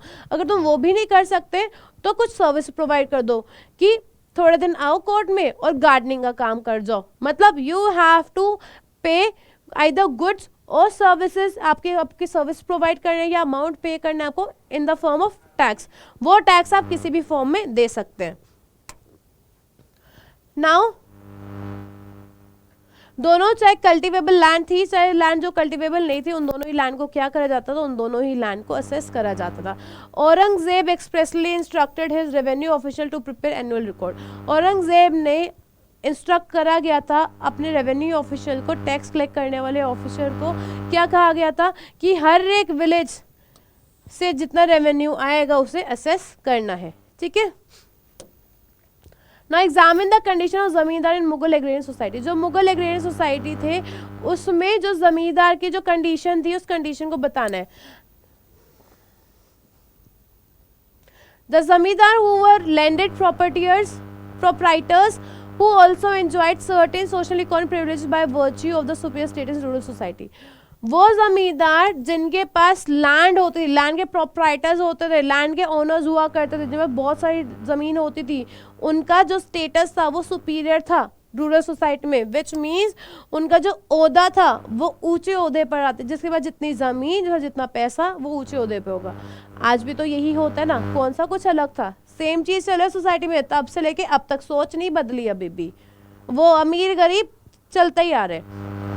Cast was one factor that accounted, और जो दूसरा जो कास्ट थी, कास्ट भी एक फैक्टर था जो काउंट करती थी किसके लिए, जमींदार के स्टेटस को। Another factor was they perform certain services. अब ये कुछ सर्विसेज प्रोवाइड करते थे जिसे हम क्या कह रहे हैं, खिदमत स्टेट के लिए। Zamindar held extensive personal land termed milkiyat. Now जो ज़मींदार होते थे इनके पास कुछ पर्सनल लैंड हुआ करती थी जिन्हें हम क्या कहते हैं, मिल्कियत। अब ये जो वर्ड्स है, ये खिदमत हो गया, मिल्कियत वर्ड हो गया, ऐसे ऐसे वर्ड्स आपको एमसीक्यू क्वेश्चन में आ सकते हैं कि खिदमत वर्ड का मीनिंग क्या है, मिल्कियत वर्ड का मीनिंग क्या है। Milkiyat land were cultivated for the private use of zamindar, often with the help of hired and servile labour. Now जो मिल्कियत लैंड होती थी, ये कल्टीवेबल लैंड होती थी, ये जमींदार अपने पर्सनल यूज़ के लिए कल्टीवेट किया करते थे। और जो जमींदार होते थे वो क्या करते थे, लैंड को सेल कर सकते थे, मॉर्टगेज कर सकते थे, गिरवी भी रख सकते थे, वो उनकी मर्जी होती थी, वो कुछ भी कर सकते हैं उस ज़मीन के साथ। जो मिलिट्री के ऊपर कंट्रोल हुआ करता था, resource was another source of power. Most जमींदार हैड फोर्ट्रेसेस, काफ़ी सारे जमींदार के फोर्ट्रेसेस होते थे, किलाबंदी। अच्छा, अब ये पूछ सकते हैं किलाचार्स क्या होते हैं, MCQ बन सकते हैं यहाँ से। तो फोर्ट्रेसेस को किलाचार्स कहते थे, ठीक है, किला हो गए in short. Now as well as arm contingent comprising units, साथ ही साथ जो जमींदार होते हैं उनकी खुद की आर्मी होती थी, कैवेलरी होगी, आर्टिलरी होगी और इन्फेंट्री पैदल चलने वाले, कैवेलरी घुड़सवार हो गए, आर्टिलरी जिनके पास आई गेस गन्स होती है वही होते हैं आर्टिलरी या गन्स वाले।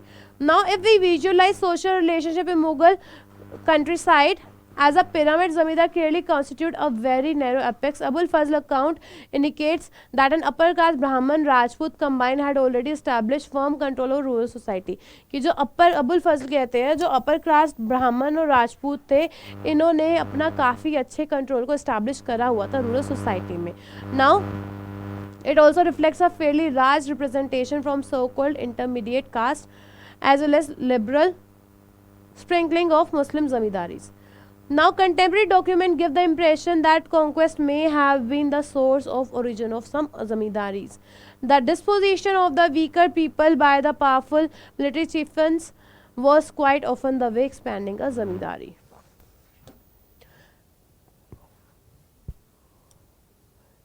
नाउ आगे दो और इन्होंने पॉइंट को एक्सटेंड करा हुआ है, 1 2, let's count how many points are there, 3 4 5 6 7 8 points है टोटल। इट्स नॉट कंपलसरी आपको इतने बड़े बड़े लिखने हैं, आप छोटा करके भी लिख सकते हैं, इतना बड़ा बड़ा लिखना पॉइंट को कोई ज़रूरी नहीं है। नाउ बस हाँ ये है जो आपकी बात है वो आपकी बात पूरी कंप्लीट हो जानी चाहिए। It is however unlikely that the state would have allowed such a show of aggression by zamindar. Now ये जो जमींदार क्या करते थे, अगर किसी पीजन ने पैसे नहीं दिए हैं तो उन्हें डराना धमकाना, गलत काम करना उनके साथ। नाउ अब जमींदार ये चीज़ कर रहे हैं तो क्या जो राजा है या जो राजा के लोग उन्हें कुछ नहीं कह रहे? अब नहीं कह रहे, पता तो है ऐसा हो रहा होगा। क्यों कुछ नहीं कह रहे? क्योंकि उन्हें भी कहीं ना कहीं इस चीज़ के बारे में पता है, कहीं ना कहीं राजा लोग ने ही, कहीं ना कहीं किंगडम ने ही उन्हें कहा गया होगा कि तुम ऐसी चीज़ें कर सकते हो पैसा निकलवाने के लिए। ओके ना मोर जो ज़्यादा इंपॉर्टेंट चीज़ थी वो क्या था, कंसोलिडेशन, डॉक्यूमेंटेशन का, सारे डॉक्यूमेंट होने चाहिए हर एक सोर्स के। नाउ जो कॉलोनाइजेशन थी नई लैंड्स की, by transfer of right by order of state by any purchase and by purchase these were to be process which perhaps permitted people belonging to relatively low caste. The rank of zamindars as zamindaris were bought to sold quite briskly in this period. Next, the Quit India movement generally was a mass movement, justify the statement. जो Quit India movement था वो एक काफ़ी बड़ा movement था, mass movement था, इस चीज़ को आपको explain करना है। Now जब आपका क्रिस्प movement fail हो गया, महात्मा गांधी जी ने थर्ड में जब अगर क्रिस्प मिशन फेल हो गया था, महात्मा गांधी जी ने एक बड़े मिशन को, थर्ड मूवमेंट को लॉन्च करा जिसका नाम था क्विट इंडिया मूवमेंट, कि अंग्रेजों जाओ यहाँ से भागो। ये जेन्युइनली एक बहुत बड़ा मूवमेंट था जिसके अंदर काफ़ी सारे थाउजेंड्स ऑफ ऑर्डिनरी इंडियंस इसके अंदर इंक्लूड हुए थे। नाउ स्पेशली यंग पीपल, क्योंकि उस पॉइंट ऑफ टाइम पे जो बड़े बड़े लीडर्स थे या ओल्डीज जो थे they were into the jail. Now जो फेलियर था क्रिस मूवमेंट का, इसने किसको लीड करा, क्विट इंडिया मूवमेंट को, कब, अगस्त 1942 में। Now dissatisfaction of the government act. Now जो गवर्नमेंट एक्ट था 1935 का, लोग इस गवर्नमेंट एक्ट से सेटिस्फाइड नहीं थे, इसलिए दे सेड भाई तब तो तुम भारत छोड़ के जाओ, भारत छोड़ो। गांधी जी और जो इम्पोर्टेंट अदर लीडर्स थे वो अरेस्टेड थे। और जो मास मूवमेंट था, ये मास मूवमेंट किन के कंधों पे चल रहा था, जो यंग लीडर्स थे उनके कंधों पे मास मूवमेंट चल रहा था। जो यंग एक्टिविस्ट थे उन्होंने क्या करने लगे, स्ट्राइक्स करने लगे, सब्जुगेट करने लगे, रास्ते रोकने लगे। नाउ ये जो मूवमेंट थे, इस मूवमेंट में इन्होंने हंड्रेड्स ऑफ लोगों को, थाउजेंड्स ऑफ इंडियन लोगों को ज्वाइन कर लिया। नाउ जो सोशलिस्ट मेंबर थे जैसे कि जयप्रकाश नारायण हो गया, ये लोग काफ़ी ज़्यादा एक्टिव थे इस मूवमेंट में। Independent government was proclaimed in many district like Satara, Medinipur. ना जो इंडिपेंडेंट गवर्नमेंट थी, जो ब्रिटिश की नहीं थी गवर्नमेंट, वो सतारा में थी, मदीनीपुर में थी और भी कुछ प्लेसेस में थी। ब्रिटिश क्या करा करते थे, ब्रिटिशर्स इन मूवमेंट को सप्रेस करने के लिए क्या करते थे, लोगों को जेल में डाला करते थे या ज़बरदस्ती इन मूवमेंट को सप्रेस करते थे। जो थाउजेंड्स ऑफ ऑर्डिनरी पीपल थे वो इस मूवमेंट को ज्वाइन करते थे और यंग पीपल जो थे वो लार्ज नंबर में से ज्वाइन करते थे। मुस्लिम लीग क्या करती, मुस्लिम लीग भी इस मूवमेंट को स्प्रेड कर रही थी, इसे बड़े लेवल पर लेकर के जा रही थी। नाउ गांधी जी को फाइनली 1944 में जेल में से बाहर निकाला गया।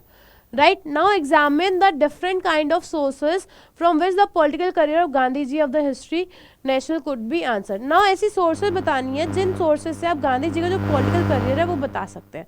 Now अगर हम socialist की बात करते हैं तो गांधी जी के हमें कहाँ से पता लगेगा, एक तो गांधी जी को फादर ऑफ नेशन कहा जाता है। जब वो साउथ अफ्रीका से आए थे 1915 में, उसके बाद उन्होंने क्या देखा कि भाई अगर साउथ अफ्रीका में मैं लोगों के राइट लड़ सकता हूँ तो मेरी खुद की कंट्री में इतनी जो प्रॉब्लम्स है मुझे उसके लिए भी लड़ना चाहिए ना। इनका जो पॉलिटिकल करियर था हमें किससे पता लगता है, इनके लेटर्स से, बुक्स हो गए, जो न्यूज़पेपर हो गए, इन चीज़ों से हमें इनके करियर के बारे में पता लगता है। काफ़ी सारी ऐसी सोर्सेज है जिनके थ्रू हमें Mahatma Gandhi career, political career के बारे में पता लगता है।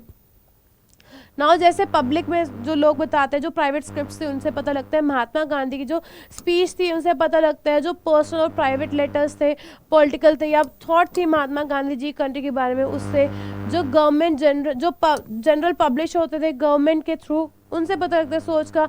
ऑटोबायोग्राफी होगी, लोगों के अकाउंट्स हो गए, जो रिकॉर्ड पुलिसमैन ने लिखे हैं, ऑफिसर्स ने लिखे हैं, न्यूज़पेपर से, इन सारी चीज़ों से हमें ये पता लगता था कि जो गांधी जी थे उनका जो करियर था पॉलिटिकली वो क्या करियर हुआ करता था। अच्छा यहाँ पे क्या है, यहाँ पे अब क्वेश्चन आ गए, ये ऐसे क्वेश्चन है जो आपके पैसिव बेस्ड क्वेश्चन है। The word beyond the palace, now ये किसके बारे में, गौतम बुद्धा के बारे में। Identify the person who persuade the king to renounce the world. Just the Buddha's teaching were compiled by his followers. The teaching of Mahavira were also recorded by his disciples.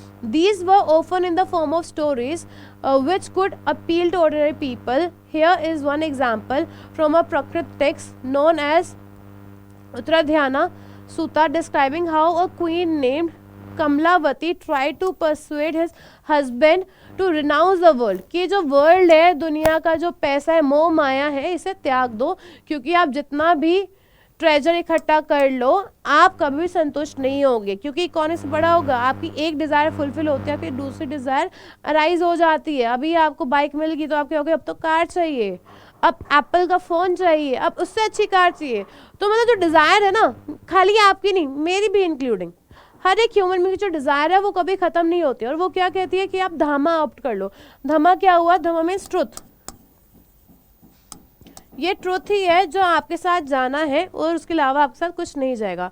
Those who have enjoyed pleasure renounce them, move about like the wind, go wherever they please, unchecked like bird flight. Leave your large kingdom, कि अपनी kingdom को छोड़ो, abandon करो, इन चीज़ों को छोड़ो, मोह माया को त्यागो और क्या करो, आप इन सारी चीज़ों को छोड़ दो। नाउ अब हमें क्वेश्चन रीड आउट करना है। Identify the person who persuade the king to renounce the world. अच्छा, अब किस पर्सन ने रिनाउंस किया था किंग को कि इस वर्ल्ड को छोड़ दो?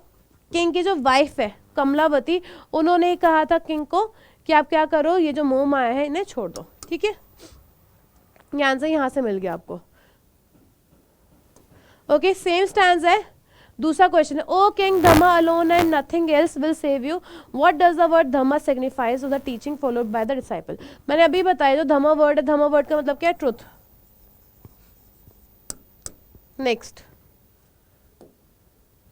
धम्मा रेफर्स टू द ट्रुथ, की और कुछ नहीं जाएगा। ये किसकी प्रीचिंग्स है, महावीरा की। Now again, under which context the following statement uncheck like the birds flight was told the disciple of Mahavira.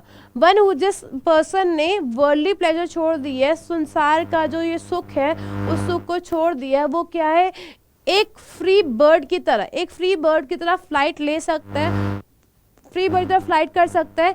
He wanted people to attach from everything, वो चाहते थे कि जो लोग हैं वो जो संसार के जो मोह माया है उससे बाहर निकल जाए और ये वर्ल्डली हैप्पीनेस को छोड़ दें। दूसरा आ गया this an extract from the poem, ये पोएम से लिया गया है, करिकला अमैयर। अच्छा, ये जो करिकला अमैयर थी, ये करिकला अमैयर कौन थी?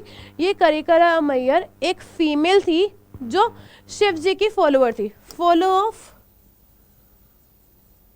शिवा, लॉर्ड शिवा। लॉर्ड शिवा के जो फॉलोअर्स हैं उन्हें हम नाइनर्स कहते थे, ठीक है।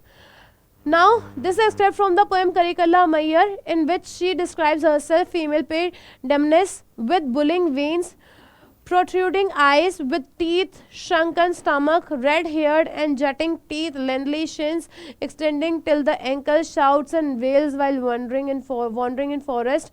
Now, this in the forest Alankatu, which is the home of our father Shiva, who dances with his matted hair thrown on in all a direction and the cool limb. Now what they are saying that ये किसके बारे में बात करिए? Lord Shiva के बारे में बात करिए। एक फीमेल बता रही है कि हम जो फीमेल्स हैं, हम फीमेल को अलाउ नहीं करा जाता है भगवान की भक्ति करने के लिए। हमें सिर्फ ये कहा जाता है कि जो घर के काम काज है चार दीवारी में बैठ के करो, और हम जो फीमेल्स हैं हम चार दीवारी में रहकर ये काम भी कर सकते हैं, और जो भगवान की भक्ति है हम ये भक्ति भी कर सकते हैं, हमें इस भक्ति से नहीं रोकना चाहिए। नहीं, लॉर्ड शिवा की बात करते हैं कि ये जो टीथ्स की उनकी बात करें, देन ये बता रहे हैं कि इनके जो जटाएं हैं वो इनके एंकल तक जा रही हैं, और जब ये डांस करते हैं, डांस में जो तांडव भी कहते हैं, अब जो शिव जी जब डांस परफॉर्म करते हैं तो उस पॉइंट ऑफ टाइम पे इनके जो जटाएं होते, जो हेयर्स होते हैं, वो सारी की सारी 8 डायरेक्शन में जाते हैं। आप कहोगे मैम 8 डायरेक्शन कहाँ से आ गई, है ना? नॉर्थ हो गया, साउथ हो गया, ईस्ट हो गया, वेस्ट हो गया, north west, north east, south west, south east, ठीक है।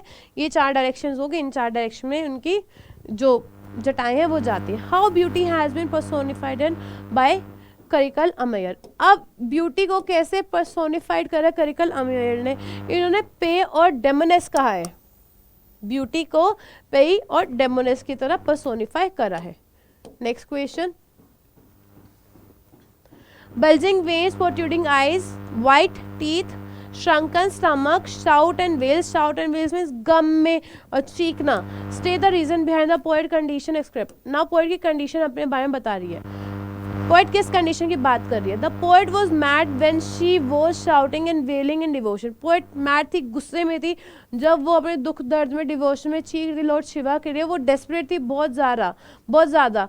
उनकी सर्च में, कहाँ पे उनकी सर्च करती? अलनकाडू में, जहाँ पे, और ये bulging eyes, protruding eyes, while bulging vein, sorry, protruding eyes, white teeth and shrunken stomach, ये उनके बारे में, उनकी अपीयरेंस को डिपिक्ट करती है। Examining the phrase with his matted hairs in 8 all direction, इस फ्रेज को एक्सप्लेन करना है। ये चीज़ अभी मैंने आपको बताई है कि ये क्या बता रहे हैं, ये लॉर्ड शिवा की डांसिंग के बारे में बता रहे हैं। जब ये डांस करते हैं तो 8 के डायरेक्शन में इनके जो लिम्स हैं और जो एयर्स हैं वो जो हेयर्स हैं वो फ्रीली मूव करते हैं।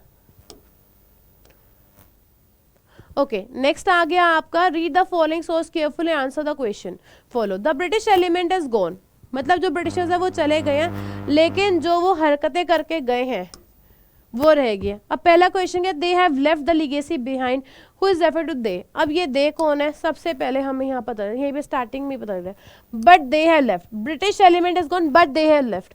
तो ये बट दे किस लिए यूज करा गया? ब्रिटिश के लिए। नाउ नेक्स्ट पे आ जाओ, क्या पूछा गया, लेट्स सी।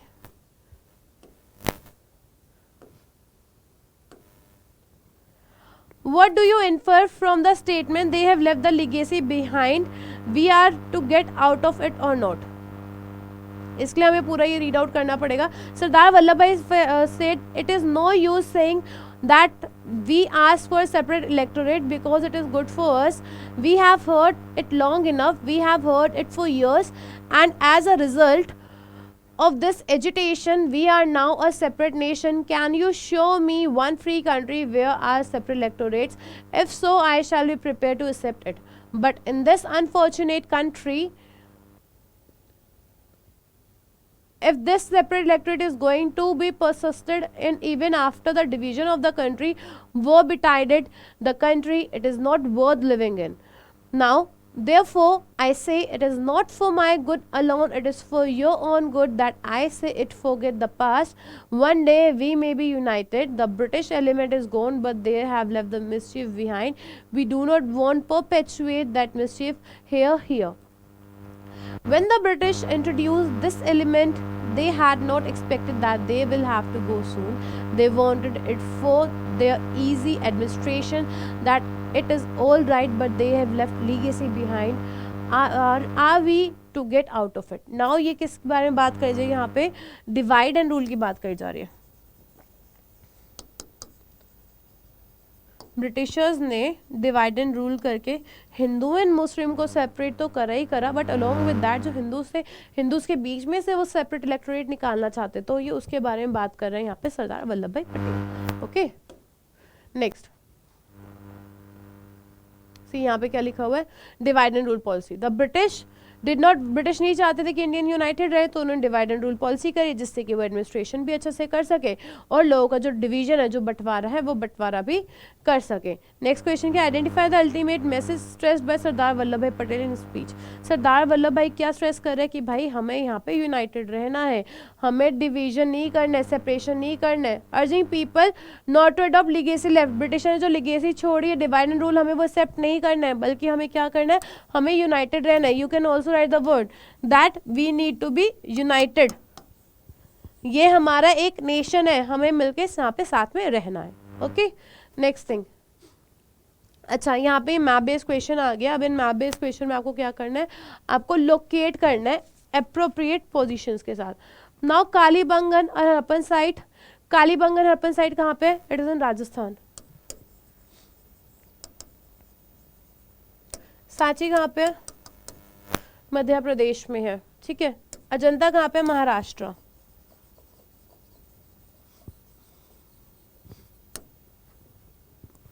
आगरा ऑब्वियसली कहाँ पे है? उत्तर प्रदेश.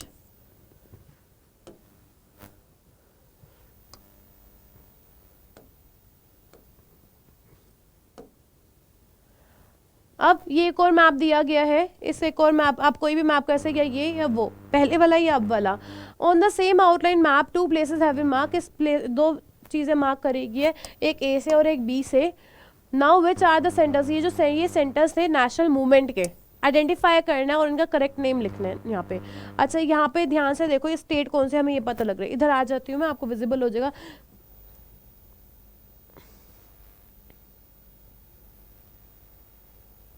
सी, यहाँ पे आपको ये स्टेट दिख रहा है, ये जहाँ पे स्टार बना हुआ है. ठीक है. फिर ये दूसरी स्टेट यहाँ पे पूछी जा रही है, बी. अगर केयरफुली देखें, ये कौन सी स्टेट है? ये पंजाब है. जूम करके मैं यहाँ पे लिख नहीं पाऊंगी, बट आप देख लीजिए, ये पंजाब है एंड ये बिहार है. कौन से मूवमेंट हुए थे यहाँ पे? बिहार में, यहाँ पे तो चंपारण में, और वहाँ पे अमृतसर में. तो आपको यहाँ पे बिहार नहीं लिखना या पंजाब नहीं लिखना, यहाँ पे आपको क्या लिखना है? चंपारण.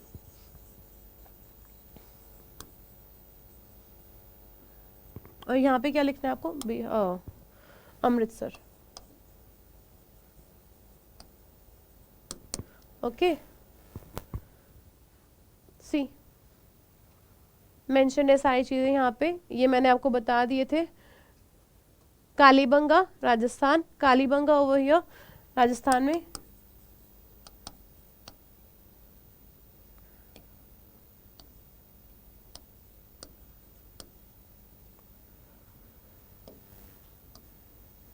सांची मध्य प्रदेश में. Sanchi.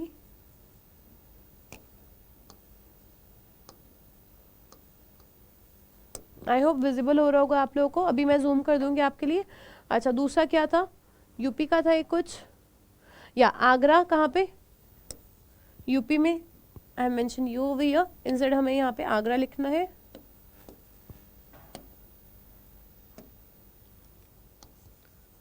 Agra, right. Now next क्या प्लेस थी? अजंता, महाराष्ट्र. यहाँ आ गया Ajanta. Let me zoom it out for you people.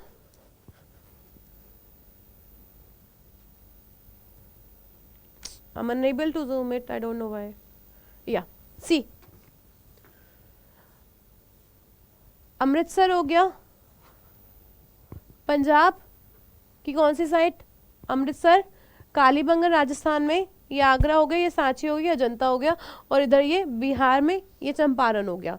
अब इस वे में आपको अगर मैप अच्छे से पता है, लोकेशंस पता है, so you can easily mark each and every single thing over here. I hope ये चीज़ आपको समझ आ गई होंगी, right?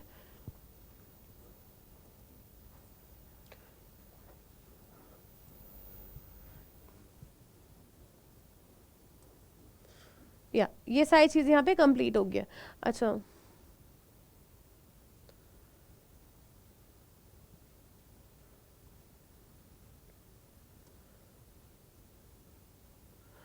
Mention any two sides of Harappan period. अभी जब हमने स्टार्टिंग करी थी तभी बिल्कुल मैंने यहाँ पे मेंशन लिखा है, मार्क नहीं लिखा है। तभी मैं आपको ये सारी साइट्स बताई थी, और ये साइट्स कहाँ कहाँ बिलोंग करती है वो भी मैंने बताई थी। आप इनमें से कोई भी साइट लिख सकते हैं। क्लियर? ये तो आप डायरेक्टली वहाँ से उठा सकते हैं, जो आपका एमसीक्यू होता है ना, वहाँ से। सी कुछ ऐसे क्वेश्चन मिल सकते हैं जो आपका क्वेश्चन में से आंसर मिल सकता है। So you need to be smart enough. Okay, next चीज़, अशोका की कोई भी दो टेरिटरी बतानी है आपको। अजमेर देखा था हमने, अजमेर हो गया, दिल्ली हो गया, आगरा, पानीपत, अम्बेर, गोवा, कोई भी। Okay, now write the Brihadeshwara temple located. कहाँ पे टेम्पल लोकेटेड? तंजावुर में। Mention to centre Gandhian movement, कोई भी। अभी हमने एक अमृतसर मार्क करा, दूसरा what you call it, Champaran हम मार्क कर सकते हैं, वहां से हम इसे पिकअप कर सकते हैं, right? Okay, so over here we have completed each and every single thing. So I hope आपको सैम्पल क्वेश्चन पेपर अच्छे समझ आ गया होगा। जो रिवीजन है, revision is still remaining, revision हमारी साइड बाय साइड चलती रहेगी, बट आपको एक व्यू मिल गया होगा that how you have to prepare for your examination. So that is all for today. Now again we are going to meet in another session for your CBSE revision of your examination. So bye bye everyone, take care. I hope you all like the lecture. Bye bye, take care.